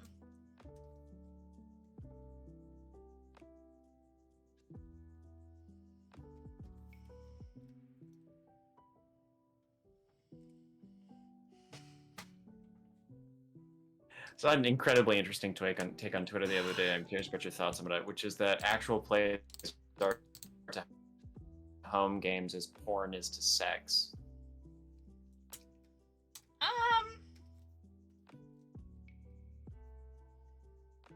I mean,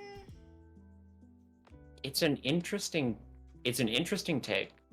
That's to be sure. Yeah. And one that I don't think that I entirely disagree with. Right? I don't think that I entirely disagree with that.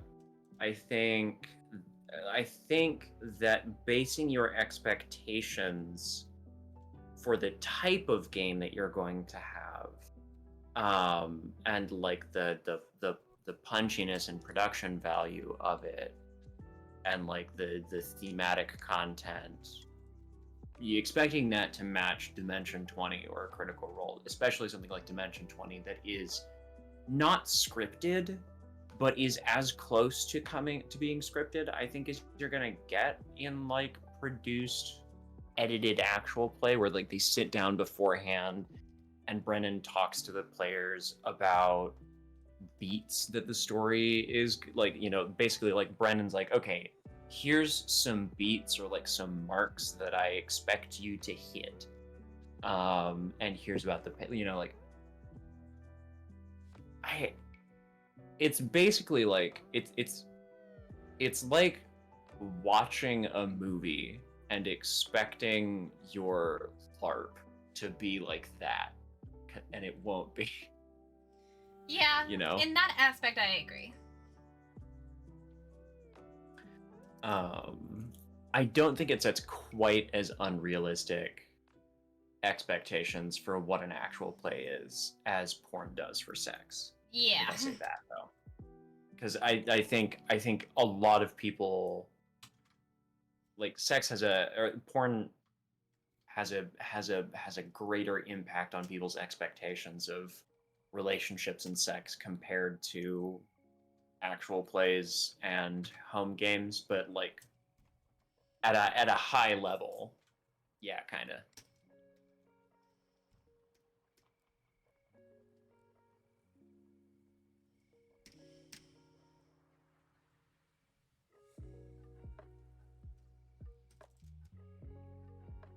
Okay, I think I'm like kind of done relaying this game out. Woohoo!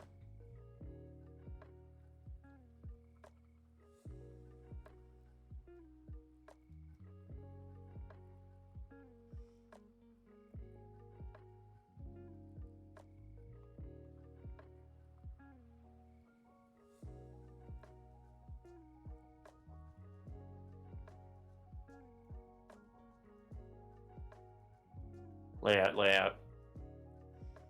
Trying to do Emily proud on my. Oh God, I did it bad.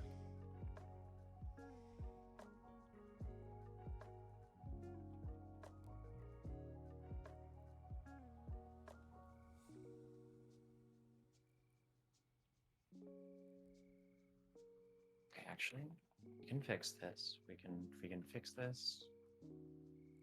Looks fixed to me.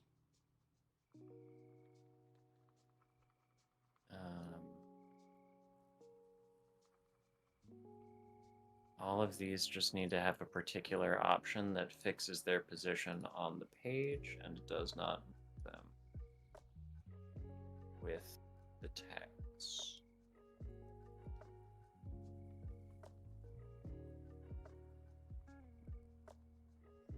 Lovely. Didn't heck with anything.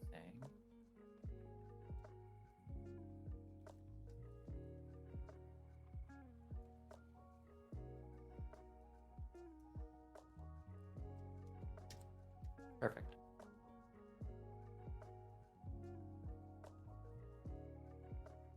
But also for both of them, the lower down in production value and the more amateur the cast, the closer it comes to the real thing. Yeah.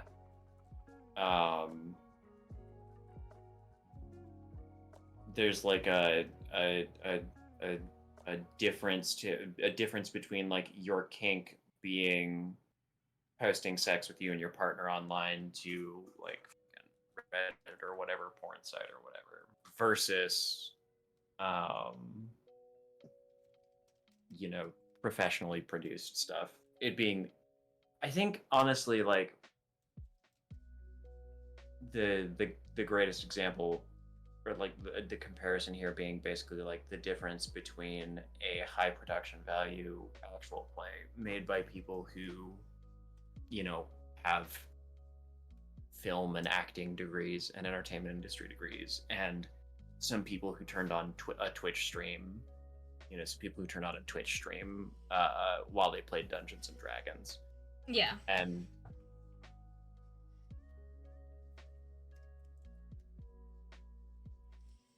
it looks great. And then when I send you a bunch of flags, you can put that behind text and stuff to make it look pretty. Yeah, can do. File. Save. Yay! All right. Yeah. I can. I assume in Word you can insert behind text. Yeah, I can put things behind text. I can't fuck with the opacity in this program though, which is the only problem. Okay. Well then, I can. For like I can readability change. sake. Yeah, I can change the opacity.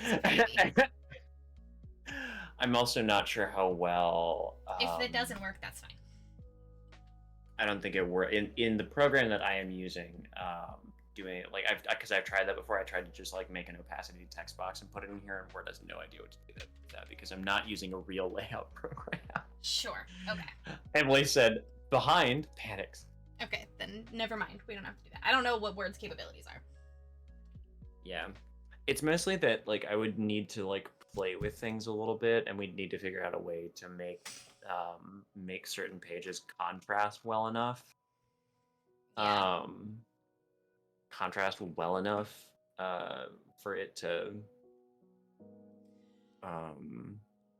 That's fair. for it to maintain readability.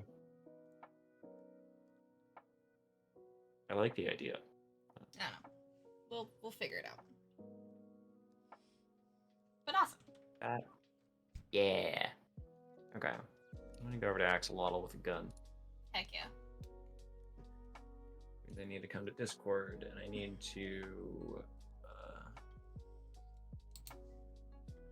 change what I'm streaming. Share your screen. Axolotl with a gun. Heck yeah. Change it. I forgot to save Scant Vamp as a PNG. Hold on. Scant Vamp. Does Word let you make gradients in text? I'm genuinely not sure. I'm genuinely not. The way that I did it earlier, Emily, was literally just by. I'm still streaming that window on Twitch. Was literally just by changing the text of each letter.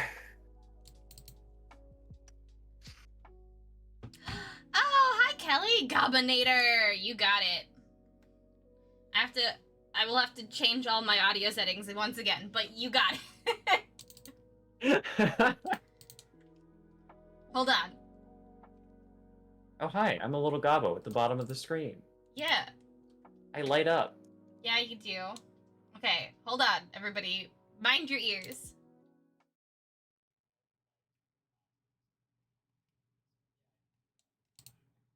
Flag next to longsword, Glock, bat, taser, maybe. There's not a lot of room left. Okay, I actually think my audio is correct on this page. That's great. Now I'd have to just do... Yeah, Kelly says hi, Bard. Hi. We are doing a co-stream. We're co-working. John is working on writing text and doing layout. And I am working on doing art for said games. Mm-hmm. Yeah, okay, and now to open up my VTube software. The Gobbinator beam takes a little bit of time for me to... Good God, someone find the Goblin beam. The Goblin beam! It's a lot of... Yeah, I agree with you, Nico. I agree. I think that would be... I think bullet pointing those with the little flags would be a nice way to make those... There. Easily findable. Ah. Double gobbo! Ooh, you can have the flags for the classes as little bookmarks / banners on the side for the respective sections. I like that. I like that. There we go. Hello. Now I'm me. Yeah, I'm into that. I'm into that. Bree is now a gobbo. Patch notes? Oh, Lemon says, as someone with vision problems, I appreciate designers who don't overlay, even though I accept it looks pretty, just unreadable. That's fair. That's fair. Yeah. And no worries. We don't have to do that. I was just shouting out an idea. Mm-hmm. Yeah, I don't have any new assets for Axolotl with a gun yet, so. I said, I found the formula for collating pages for at-home printing. It's each page number will add up to the total number of pages plus 1. Yeah, basically what I figured out for at-home printing is that if I want this to be the front cover and I want to have a back cover, like whatever the back cover is going to be, must be the last page in the file. So like this actually in this Word document needs to have that done with it and needs to be put down here. So like that has to be the last page and this will now be the back. And actually I've done that before just in the odds are always on the right. The odds are always on the right? I have a handy graphic also. Excellent. I have difficulty getting my... Oh yeah, the odds... Yes, the odds are always on the... No. Not in the way that I have... In a book, the odds are always on the left. But on page numbering. Yeah.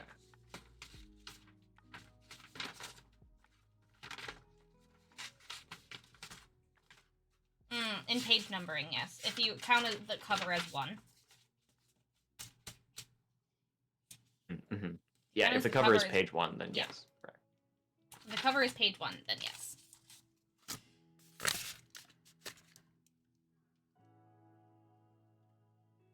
Oh, I'm sorry today sucked, Kelly. I'm glad that you are here to hang, though. Welcome. Feel free to just vibe with us.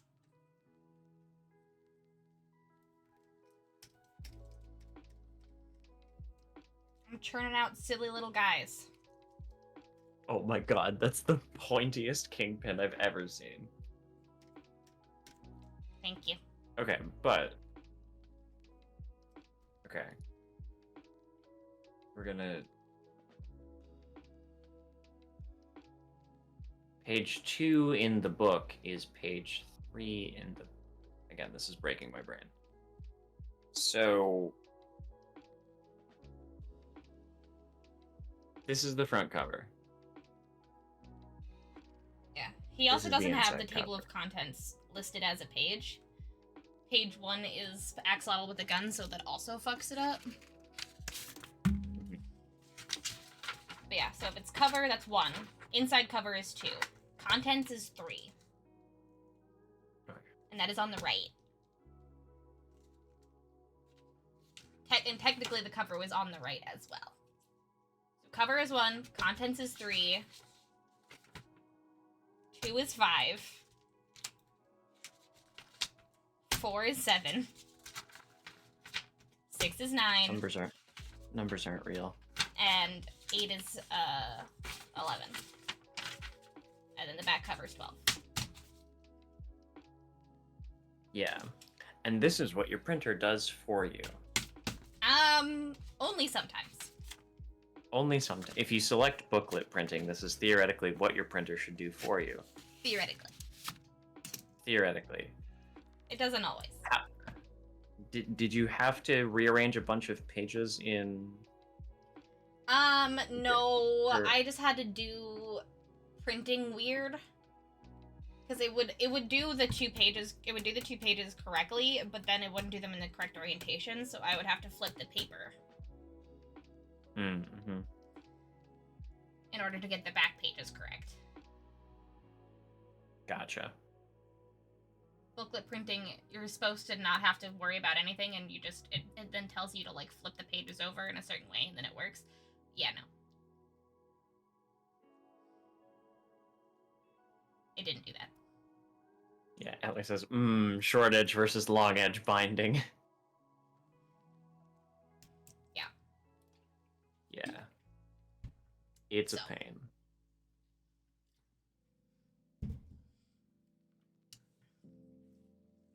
I'm off to bed now. Have fun all. Good night. This looks amazing. Thank you, Lemon. I hope you have a lovely sleep. Thank you for hanging out. Good night. Good night. Yeah, I think I can do that with mine, where I can tell it what edge I'm flipping on. But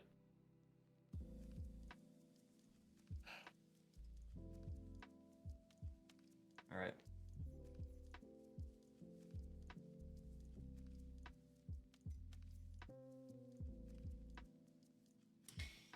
Yeah, sometimes you can. It really honestly depends on what, like, the booklet printing literally worked for the first thing I printed out, and then afterwards it stopped working. So I had to do it manually. Which was really fun.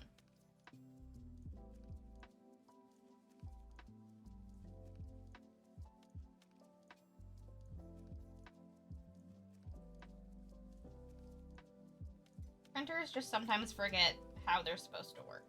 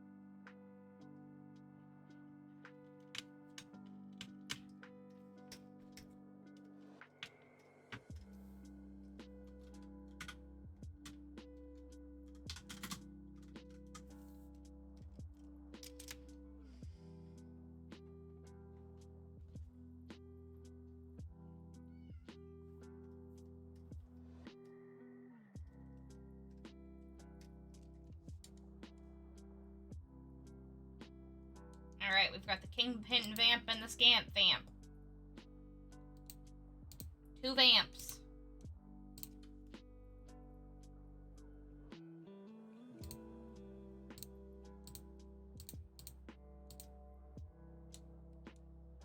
Then we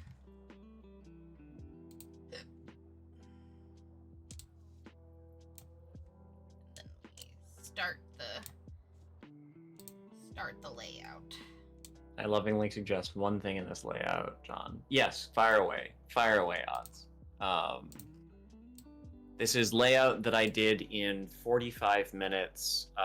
The weekend that we were actively conning.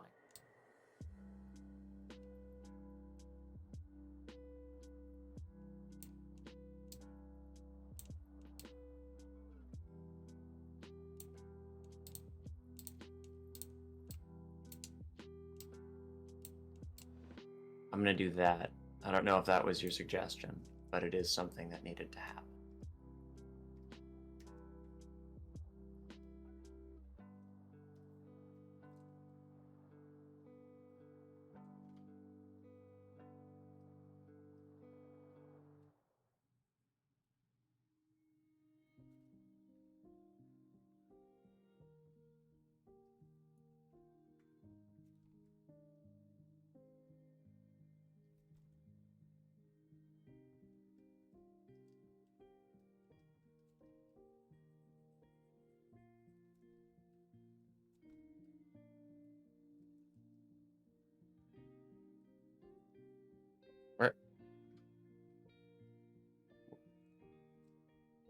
Where'd it go?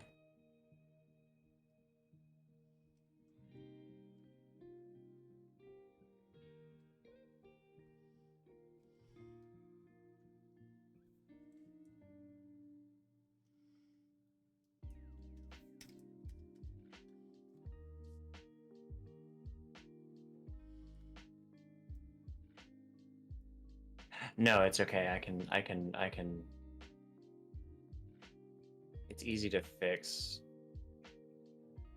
I just have to do.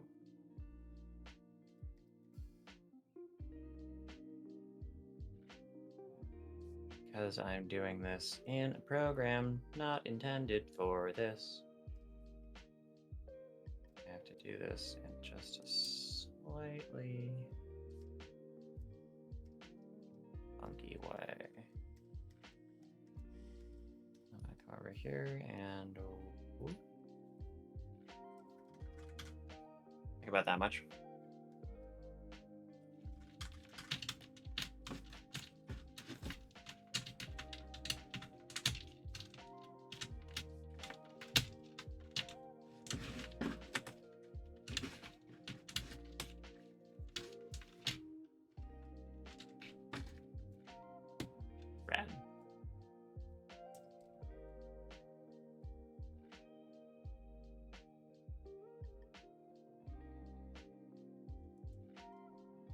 This game is such like an arcade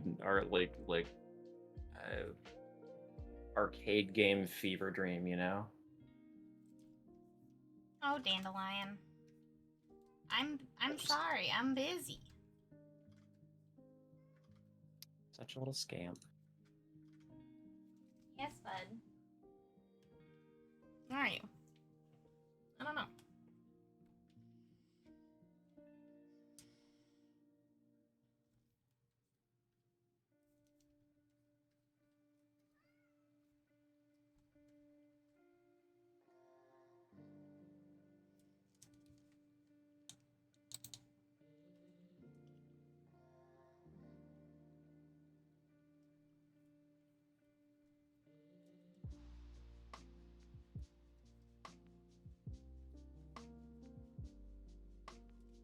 Got hobby bonuses here.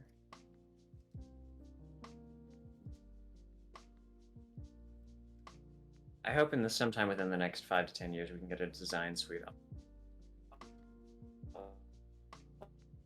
Adobe that is completely open source. I know there are is that I need to just actually learn how to use a design software, and I just need to learn how to use a design. Just need to learn how to use a design software.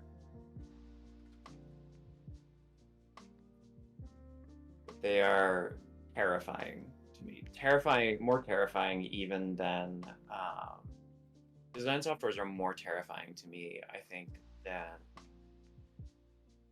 something like Clip Studio or Adobe Photoshop.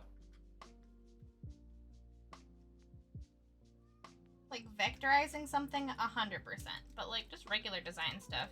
I did a thing in Canva the other night. That wasn't too bad. I don't know if they would work for this, though. I'm genuinely not sure as far as Canva goes.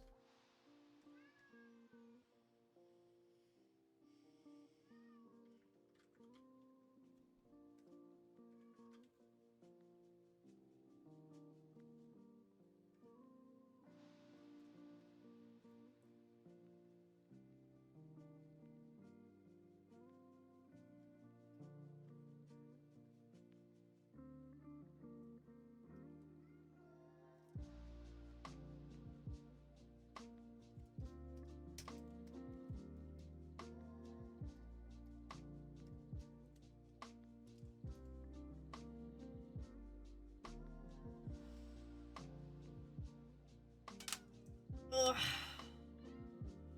My goodness.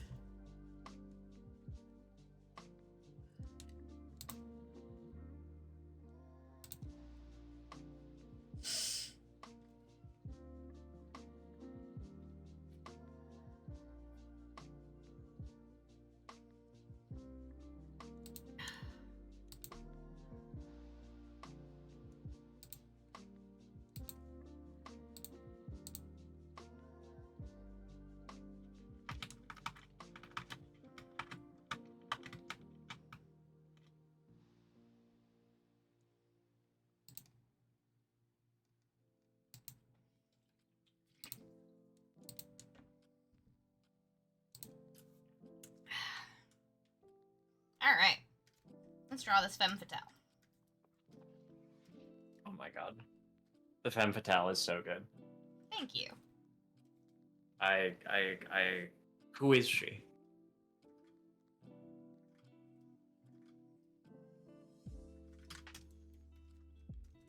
Alright, I'm gonna run to the bathroom real quick. Okay. I'll be right back. Oh, dandelion.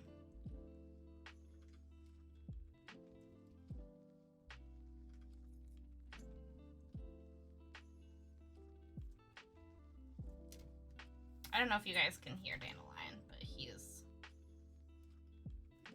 trying to get my attention.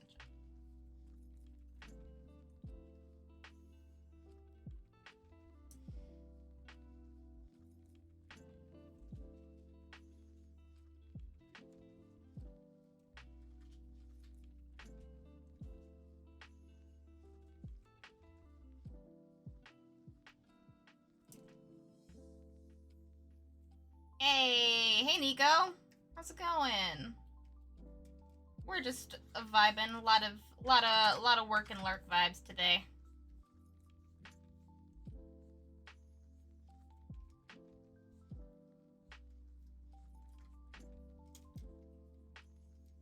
A lot of work and lurk vibes today, which is good. That's what this stream's all about.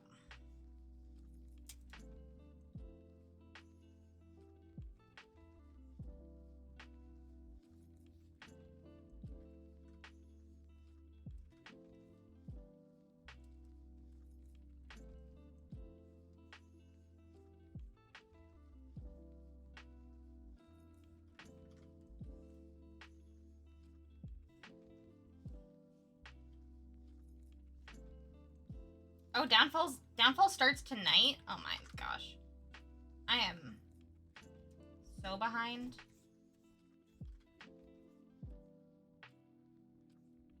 But that's gonna be great.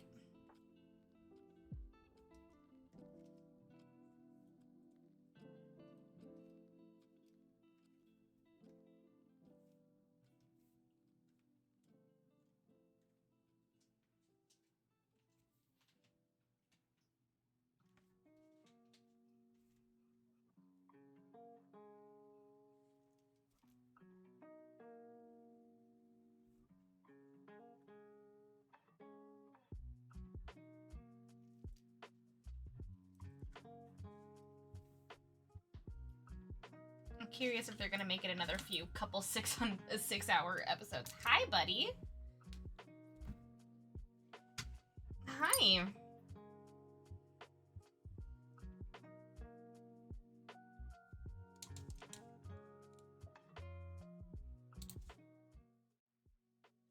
We have a boy. Hello, boy.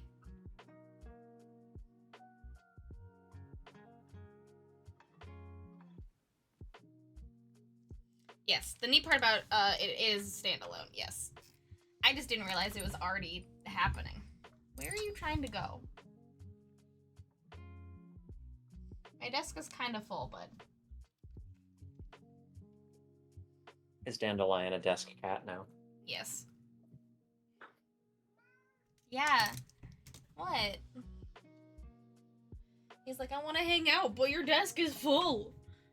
Yeah, bud. Yeah, bud. I'm working. Oh, honey bun. Downfall. Yes, her gun shoots tiny toothpick stakes. You're very correct. You're very correct. All right, Dandelion, you can sleep Also, right here. Come here. I'm glad that I'm not doing anything that's super interactive or intensive today. Because Come here. 1/5 of the frames this stream have been dropped. Yeah, you've been kind of cutting out a little bit. Bye, Nico. Or bye, Nico, from my chat back to John's chat. Mm-hmm. I'm out of the loop. What's EXU Downfall about? It's about the actual like fall of the city of Aeor.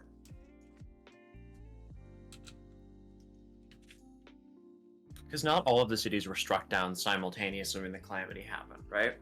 Oh yeah, no. Only the city that happened first was when the calamity started, which was the. But downfall is Aeor's downfall specifically, and that was like closer to the end of the calamity. Yeah, the calamity is what created the shattered teeth. Yes. When that particular city was smashed into the ground by the Lord of Hell. Mm-hmm. By Asmodeus. Yep. Yeah, no, Aeor. Yeah, it's different cities started falling at different times. Mm-hmm. Aeor tried to make a god gun and killed itself. Tried to make a god gun. Yeah, basically. That's what we know so far. A gun, presumably a gun that would kill the gods. Yes. Well, I'm sure all of the gods took that well. Mm-hmm. I'm sure that even the non-betrayer gods looked at that and said, yeah, I'm sure that'll never be turned on us when we piss the mortals off enough. Not a gun that shoots gods, nor a gun that is the god of all guns. A gun that is a god. It's specifically a vision of the downfall of Aeor presented to the Bell's Hells by...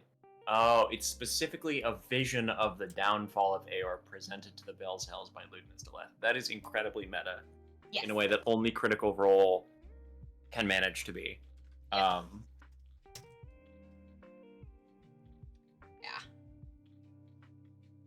You know.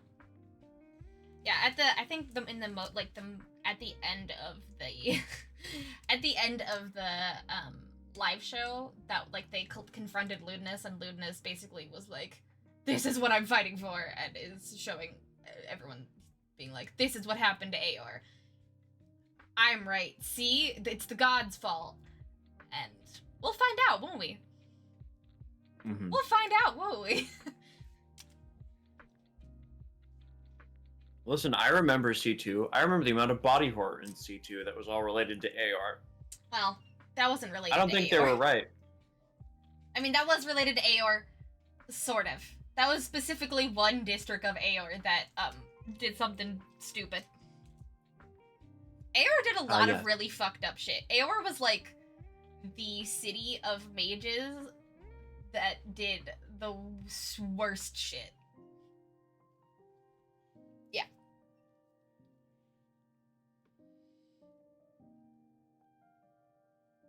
Yeah. It's a flashback, which is why it's episodes of Campaign 3 and not EXU. Yes. It's weird. They're doing weird meta stuff. But yeah, the body horror in C2 was a part of a city, part of Aor, that became corrupted by their own weird desire to all be one thing. Yeah. And the mages that were part of that part, like, the thing about Aor is that, like, it wasn't one government, it was a bunch of different parts of the city controlled by different mages. Oh, good. Yeah. So that part, like, so when Aor broke apart and fell to the ground, that part of the city, yeeted itself to the astral plane and then did a thing to, like, you know, all become one mind. Because obviously, individualism is bad. Individualism is what made everyone else in Aor stupid. Alright, hold on. Vote for this. I have an emote for this. I have an emote for this. Yeah. And so, they basically made everybody a giant... they basically turned the entire city and all of the people in the city into one sentient city with 12 different minds kind of trying to, like, figure out what the fuck was going on. Or 9, not 12. 9 eyes. Sorry. But yeah. Terrifying. Awful. And that's why it was a giant flesh city, because they melded everybody together, including the city. It was bad. Yeah. Yeah. Aor's bad. Aor's bad.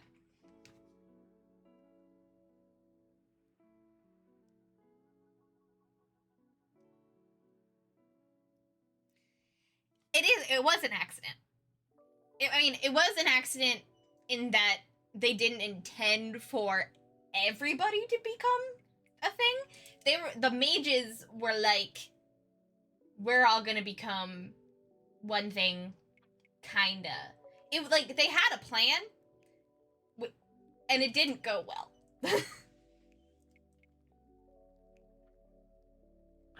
First clone. Hello.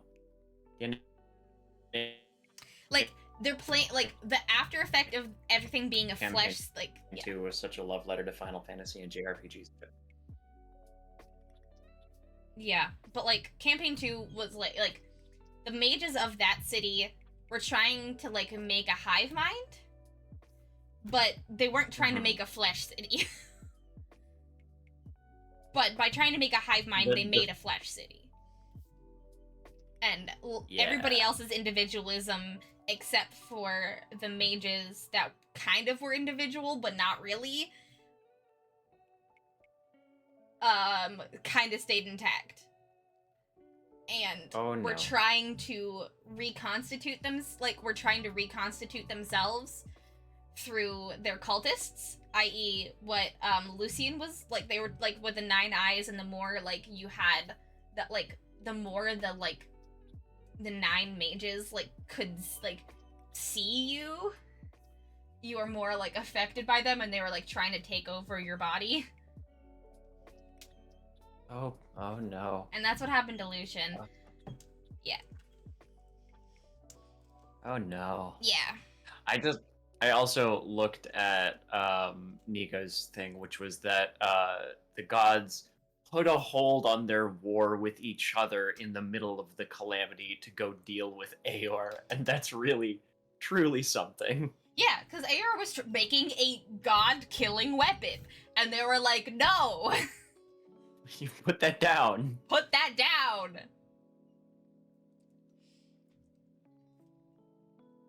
But again, that was part of, like, that was only part of Aor that was making this god-killing weapon. And then another part of Aor was like, what if we all became, like, a hive mind of magic? And then another Nothing that part could of go Aor wrong was with doing that. something else, and another part of Aor was like doing weird things, like I think trying to bring back the world tree or whatever, but it turned into like rot and decay, and then that poisoned the ground. It's all fucked. It's all fucked. Yeah, it's all bad. It was like a bunch of different cities in one city, is what we have learned throughout the campaigns. And Downfall is specifically, I think, the one that, like, Downfall is like the gods coming to like fuck with Aor and be like, you wizards, bad. Because I think there is a thing. I think I haven't caught up to where campaign 3 is right now, but I think it was revealed that lewdness was from Aor, like as a child, and has a thing against the gods specifically because of that. I'm not entirely sure, but I think that's the case.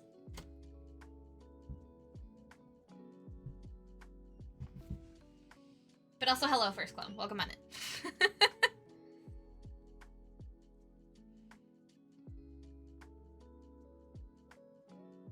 Oh, it wasn't the god-killing weapon. It was just the thing about something about the divine gate. I mean, it was probably someone found out about the God Eater in the moon. Anything in Aor is like, again, the Aor wizards feared nothing and thought they were right about everything. I hope Sarah is mentioned in Downfall, Brandon. I swear if Sarah didn't make it to his kids, I will come to your house. I thought he narrated Sarah making it back home at the end of Calamity. I thought he narrated Sarah getting back home at the end of Calamity. I thought it was just that Sarah was starting to fly home. Okay. Maybe it was that Sarah. Maybe he was just talking about Sarah flying home. That's what I remember. But yeah, I remember everybody else fucking dying, and Sarah was just like, "Goodbye." Yeah, we don't know how far he made it. All of you mages can go down with the ship. I'm flying home to my children. Yeah. Pretty much. And yeah, I haven't watched, I think, the last like 6 episodes of campaign 3, which is where they've been in like Aor and stuff, so that I don't know. Mm-hmm. So I'm not fully caught up on what's happening right now with the whole Aor thing and the reveal and the lewdness reveals and stuff like that. I'm only saying what I've gotten from bits and pieces on Tumblr. Yeah, Dawnfall is like 150 years into the Calamity. Yeah, it's like pretty close to the end. I was like, it might not be the end, but it's pretty close to the end. I did miss Sam's sexy Minotaur, but I've seen lots of clips of it.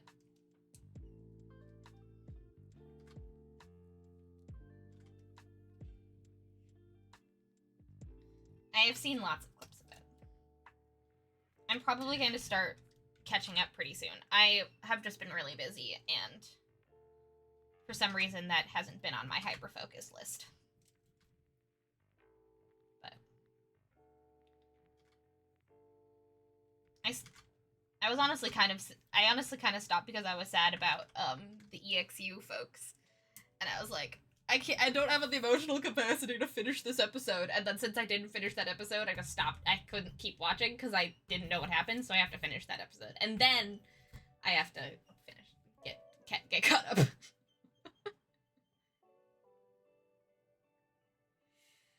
Yeah.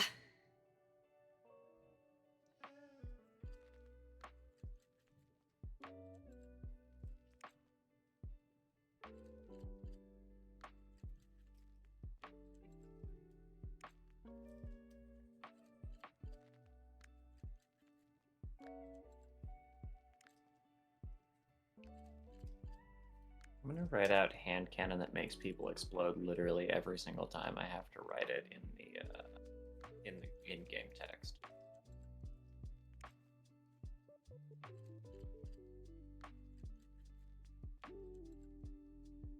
He was napping behind scenes until like 5 minutes before he got out there. Oh, Sam. Oh.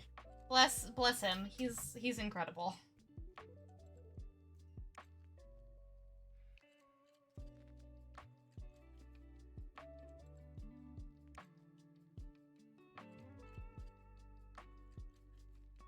Dear God, I don't know what I did. I hate it when Word does this.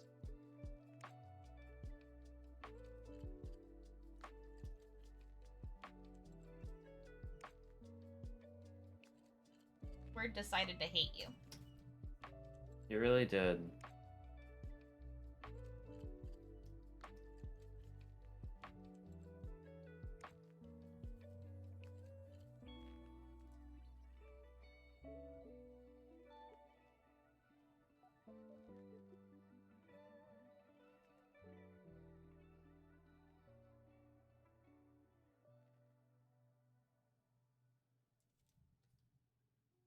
For me to go, I somehow turned this on without realizing what keystroke turned it on, so... I love when that file. happens.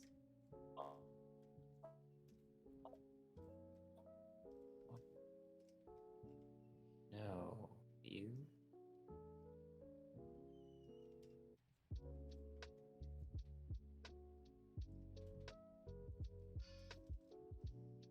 Nope. It's bad. I hate this. You might have turned on hidden characters. Yeah, I used the Game Shark. I don't even know what I hit. I was trying to hit Control E to center something. Or like, no, wait, did I? No, it was Control Shift 8. Control Shift 8, because I was trying to make a bulleted list. That's a hotkey for Google Docs, not for this one.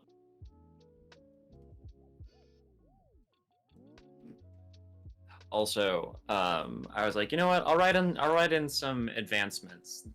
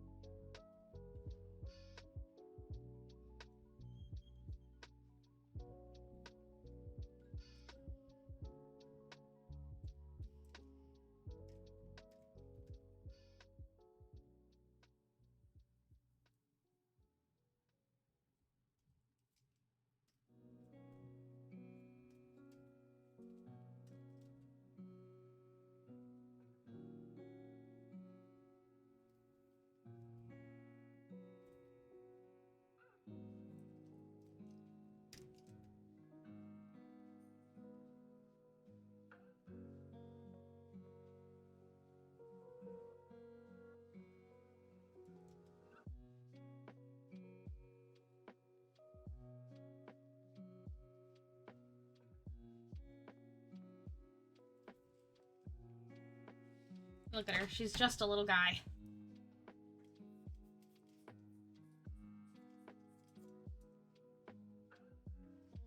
Oh my God, she is just a little guy.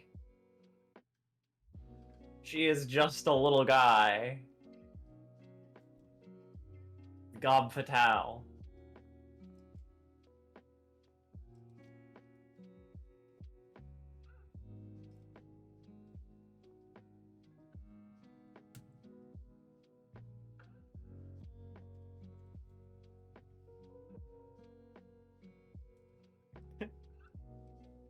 She looks like him Powder Puff or Powder Puff. I don't know who that is. I don't know who that is either. Dice-based horde survival multiplayer roguelike tabletop RPG. Wow. That sounds fun. That sounds like a good time. It's COD Zombies, but Yeah. RPG.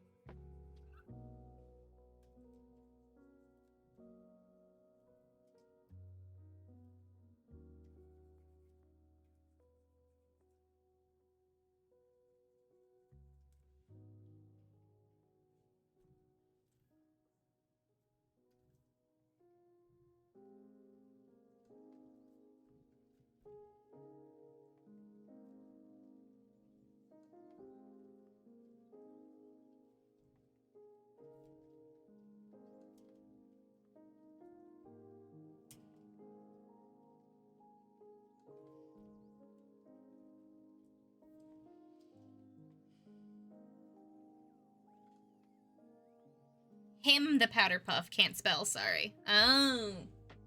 Ah, okay.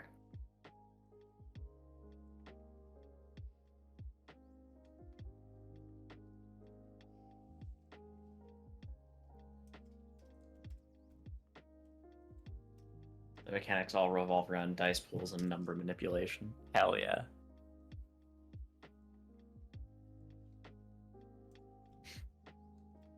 I wrote advancements, and then I wrote each of the guns, and then the first thing that I did was to push enter underneath rocket launcher, put a bullet there, and then write orbital laser strike.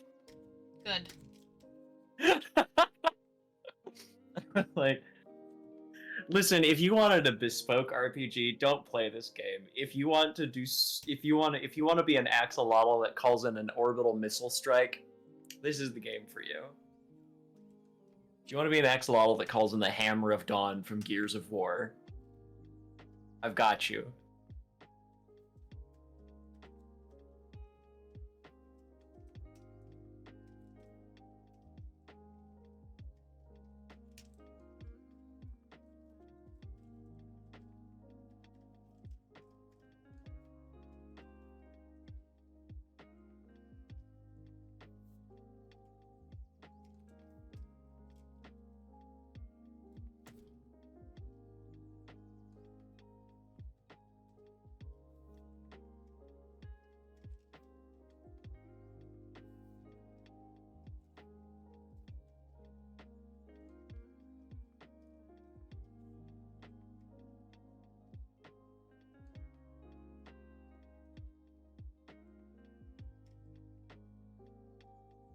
Where did my little gun go? There it is.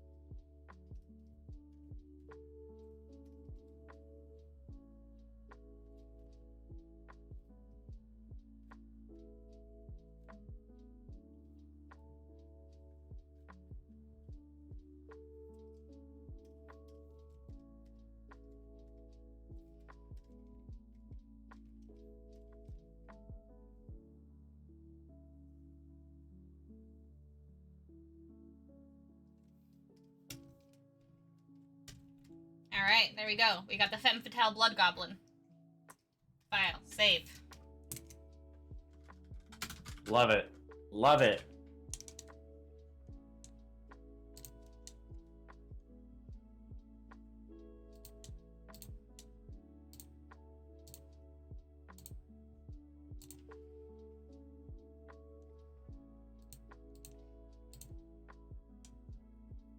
We're getting there.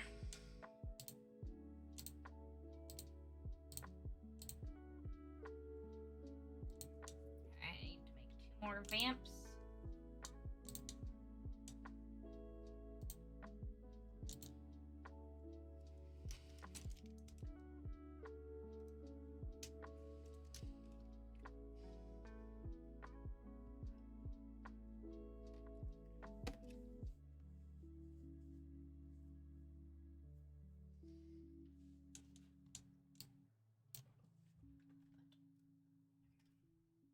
I should probably finish this guy. I started him at the beginning of stream and then I got distracted. I should probably finish him. I'll finish this little guy.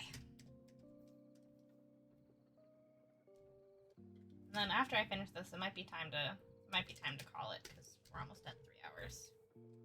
Yeah, I think I was just noticing that. It might be time to call it and go get dinner.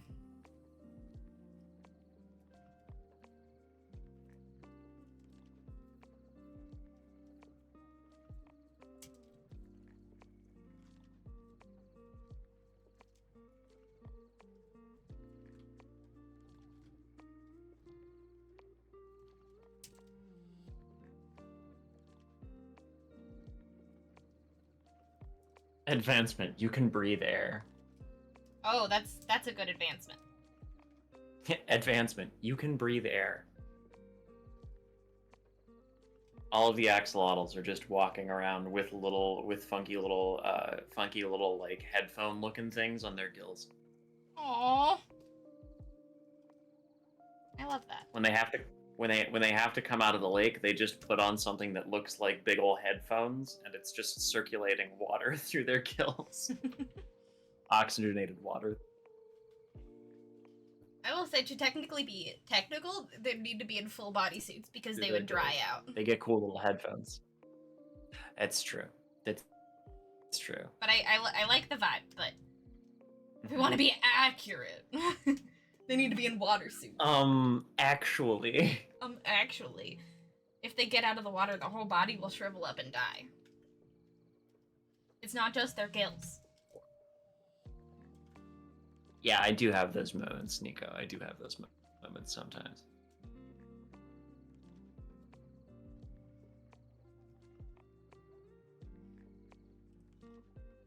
I'm getting a call. They have to get wet every 10 minutes. Blood cow.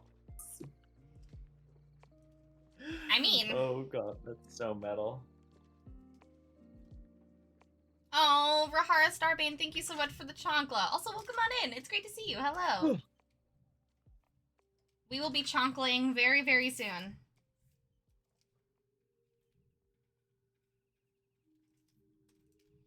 just gonna finish our little detective guy.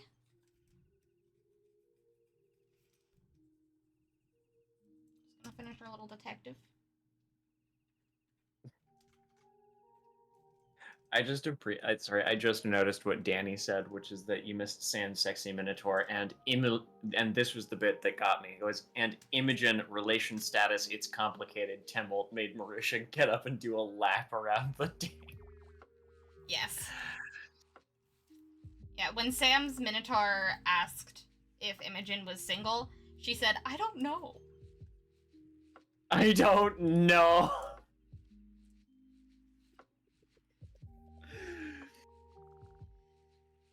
Yeah, Imogen and Wanda had a very difficult conversation, and they both walked away from it being like, did we break up?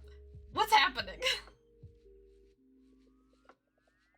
So we don't know. We don't know. And they haven't talked about it.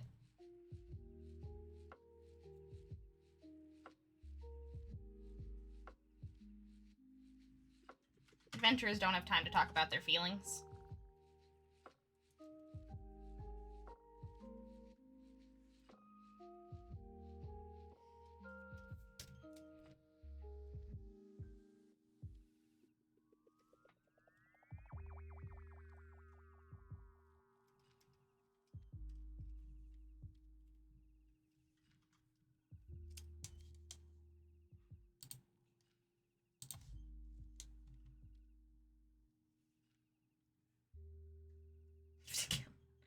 blood I counts. had a really stupid idea, Yeah. and I think I'm gonna write it down. Hell yeah. Which is, I'm gonna write some words. All right, we're gonna call these Hydra rounds. Hydro rounds? Yup. Okay, or Hydra. Okay, Hydro. Hydra. Hydra. Not water.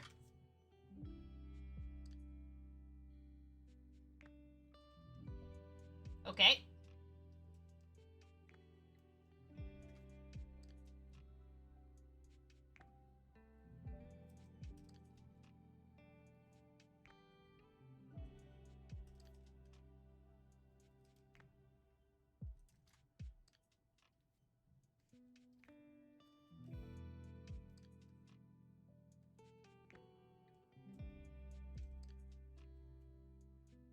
So the minigun has a little heat gauge, and your gun can overheat and cause you damage, basically. And essentially, what I wrote was when you hold the trigger, you can. So, like, the way that the minigun works is that when you roll a die, if the die succeeds, you can roll the die again and take a heat. And then if you get to 6 heat, your gun overheats and you lose 2 of your gun stat. But what I wrote for Hydra rounds is when you hold the trigger, you can double the amount of dice you roll. So, like, if you succeeded with 1 die, normally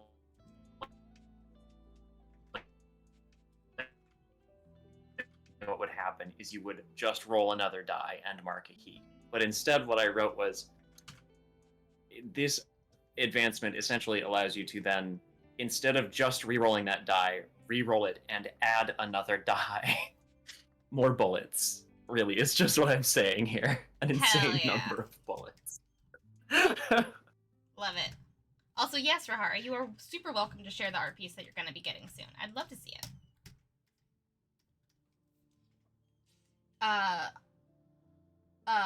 Danny said they walked away from it like, yes, we both want to live simple little cottagecore lives together, but we might have to take on the unspeakable dark power to save the world, and it's made it really complicated.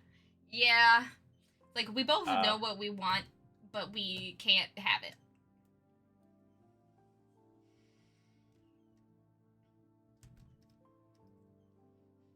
Classic.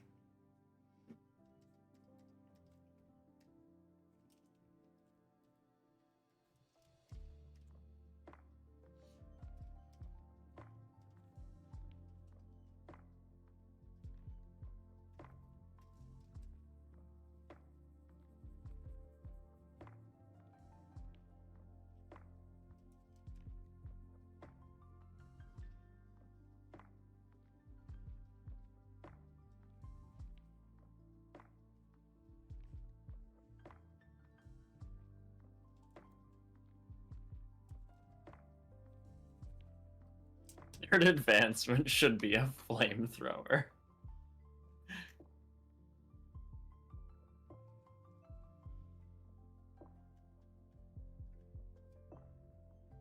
I'll do you one better, Nico, and we'll just put incendiary rounds here. This has turned into Borderlands. Yes, it has. Yes, it has. It's just me thinking of increasingly ridiculous ways for people to roll lots of 6-sided dice. Yes. And describe silly things. And describe cute animals doing incredibly violent, silly things. Important. Eventually, you do get all of them, correct.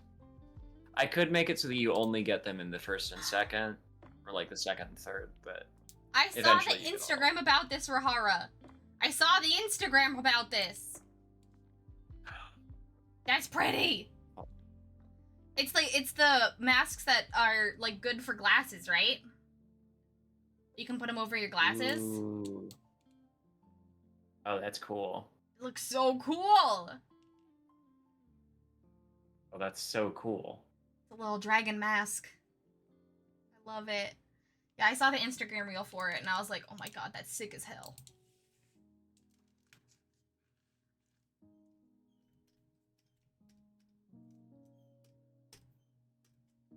I haven't decided exactly how I want to handle getting advancements yet, but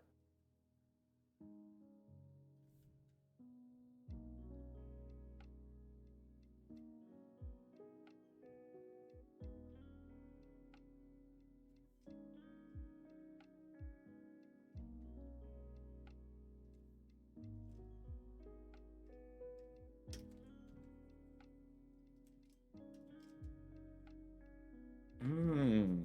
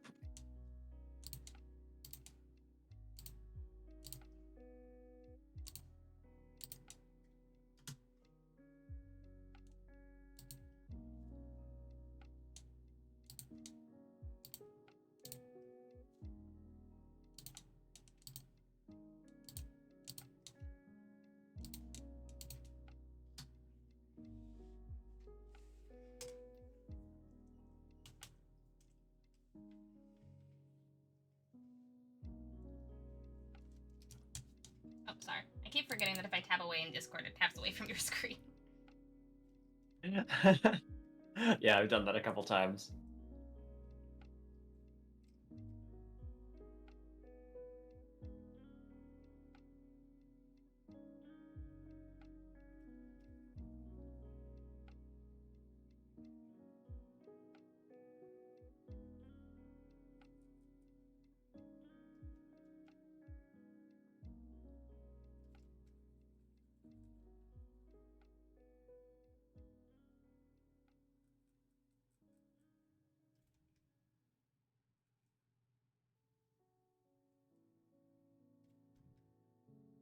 Question, John, about ash cans on itch. Any tips or things you'd say to expect when doing it that way? Ash cans, I think, are a really good way. Like, do you ask for money or do you not? I think that depends. It depends on what your goals are. If what you are looking for is just like, yeah, it depends. Um, Ash can releases on itch are really, really good for testing the waters in my experience. And so what I usually do is I either charge just like a couple of bucks for them, like perhaps less than I would for a PDF of a fully like realized game, or do pay what you want, but have it suggest a price, which a lot of people will just click past and download the game, but a surprising number of people will throw a couple bucks at you. It's a really, really good way to kind of like see if it's something that people would have interest in. And then if it does well, you can always update the game. And then it'll send out messages to everybody who's downloaded it before.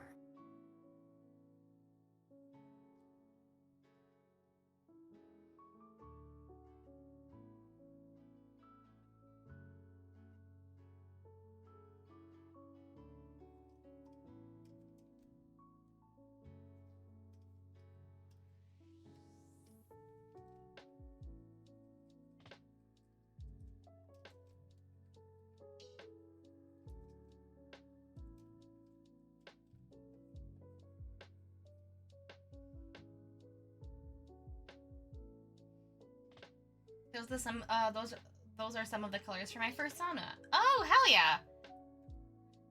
I should have had that purple be the base though, but I don't think the green would work probably. That's fair. That's fair. But it looks I'm excited to see it. That looks like a really cool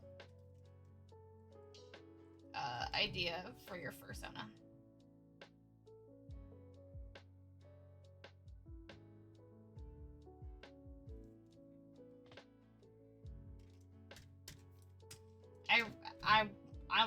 of those masks just for fun. I don't have a persona or anything, but they look super sick.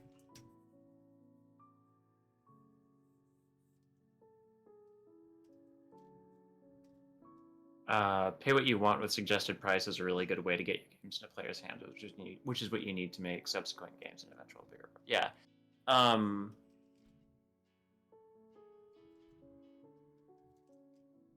Yeah. For ash cans, I think that's a solid play.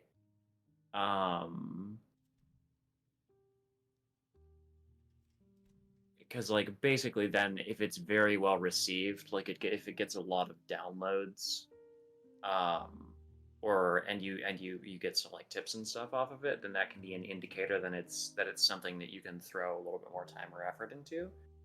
And that's kind of like the heart of the digital first method, is either throwing something up for kind of cheap or for pay what you want with a suggested price, and then kind of just keeping an eye on it and plugging it as much as you can.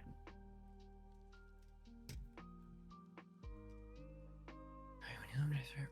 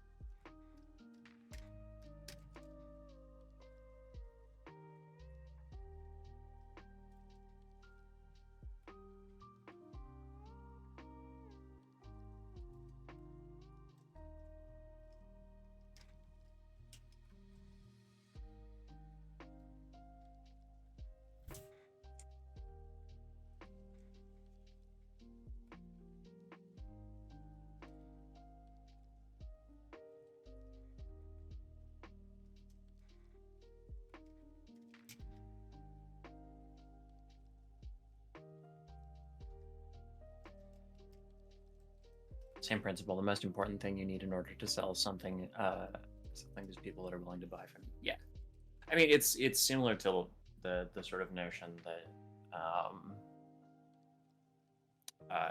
one of the biggest problems that tabletop RPGs face is marketing.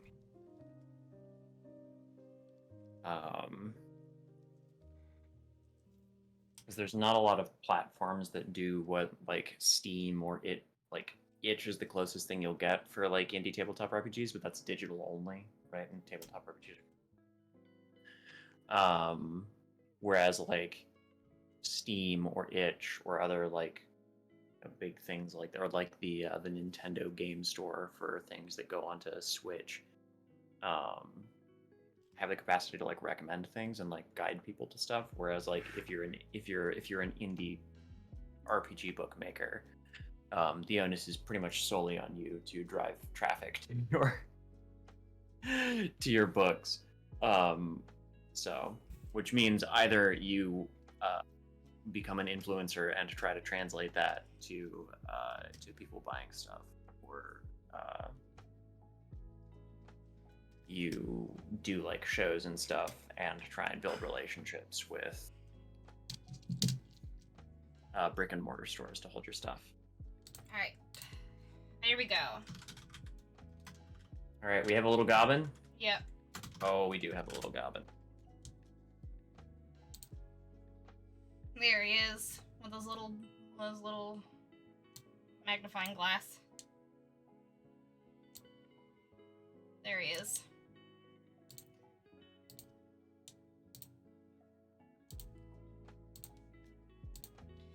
Oh, okay. I think it's time to end stream because my brain is dying and I'm really warm. Yeah, mine is also dying. Yeah, while I was sitting here trying to finish the Investigator Goblin, I was like, I understand why people fall asleep in my streams. I'm so sleepy right now. Yeah. But I've gotten a lot done today. Gotten a lot of illustrations done today. Woohoo! Yeah, no, you did a shitload of illustrations today. I did a big chunk of layout and a little bit of expanding for LGBT, and I have been chipping away at expanding on Axolotl with a gun. So Yeah. I'll also be working on expanding Hemogoblins. Heck yeah. That's what I've been working on, is Hemogoblins. Yeah.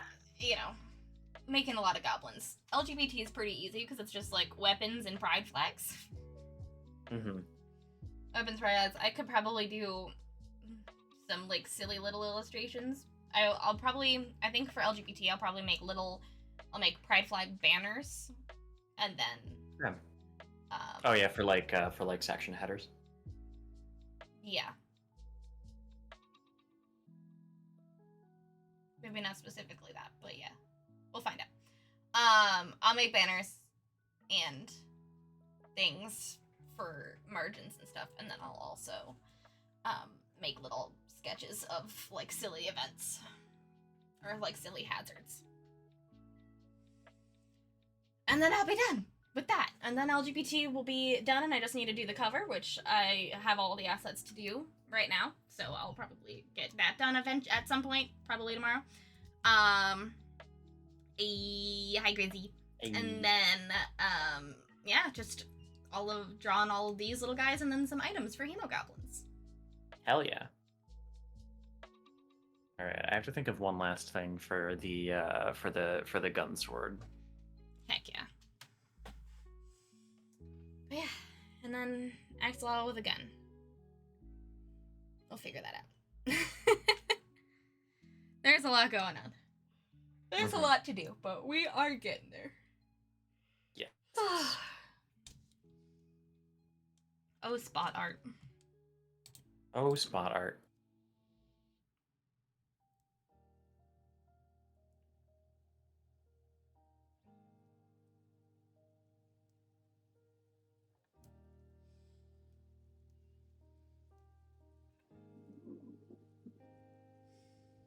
Yeah, I need a nap. Oh boy. Oh boy, oh boy. Well, while John is writing his final thing in his lovely little TTRPG, I just want to say thank you all so much for vibing with us today. Yes, Nico. Thank you for vibing. We are doing our best out here. Working our hardest, doing our best to making a bunch of TTRPGs for you all to play. So there will probably be a bunch available for you to play very soon. Very, very, very soon. All of the Ashcan versions of these games that we've been working on are all over on John's Kofi, if you want to go and support him. At only, I think it's like $5 a month, you can support him and get all of these games and play them right now. Which is super, super cool. And hopefully by Gen Con, we will have a bunch of these ready for you to buy in IPR. So, in Indie Press Revolution's online store. So, if that is interesting to any of y'all, we will have 3 or 4 new releases for you to peruse, hopefully by the end of this month. So, it's gonna be crazy. John's been writing so much this year, and we're just catching up on polishing it up and make it nice. So, thank you so much for hanging out on this co-working stream while we get some stuff done. Yeah, if you are planning on hanging out and watching Critter Girl tonight, I hope you have a very, very good time. If you're planning on just kind of needing some chill time and to hang out, I also hope you have a great time doing that as well. My next stream will be on Saturday. I will be starting yet another lovely pinup for our pinup calendar, and it is, I think, currently, in between Alwyn, my D&D character, or Sequoia, one of the characters from the Phoenix. So, if you are interested at all in throwing your hat in the ring and voting for which character you want to be July's pinup, check that out in my Discord right now in the #StreamSuggestions channel. And yeah, other than that, fun places to support me and John's work is on both of our coffees. My coffee is down at the bottom of my screen, and John's is on his screen somewhere as well. So, Yes. yeah. It's on there. Yeah.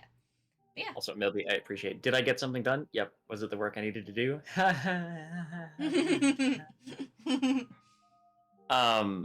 Nico, the way that Gunsword works with the combo meter is that every time you succeed without critting, you build up combo meter, and then when you crit, instead of your crit counting for 2 successes instead of 1, your crit equals the number of successes you've had up to that point.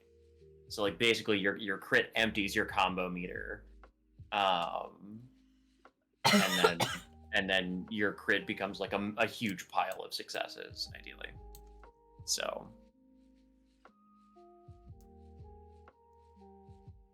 But the idea, I think I've got a good 3 here, which is that, like, when you combo out, you get back the gun stat that you spent to roll. And then the other ones are, you can add, I just love the names for these. Pause buffer is so good. They're very, very good. Pause buffer for add 1 failure per gun roll to your combo meter, and then skill diff once per beat. Just turn any die into a crit. But I think that's also a good place for me to stop. Heck yeah. I should also go and get some dinner. So thank you. This was a really nice co-working stream. Yay, I'm glad. I'm glad that body doubling has helped. Yeah. Body doubling on stream while we chat with people. It's a good time. Yeah, it's very good. It helps get ideas. You guys gave me a lot of ideas for Hemogoblins where I had none, so thank you. You gave me a shitload of ideas for another full page of hazards in LGBT, all of which are amazing. So yeah, the collective brain is very good. So thank you all so much for joining us today and hanging out. This has been super, super lovely. I am gonna probably head out and then bring y'all over to Invert for a little bit, and then yeah, I'll see you all on Saturday for our pinup stream. John, you can keep working if you want. No, Nico just had a great idea. I'm done. I'm done. That's it. That's okay, it. Okay. Chancla, we are leaving. We are going. Thank you all so much. Thank you. Good night, everybody. Good night, everybody.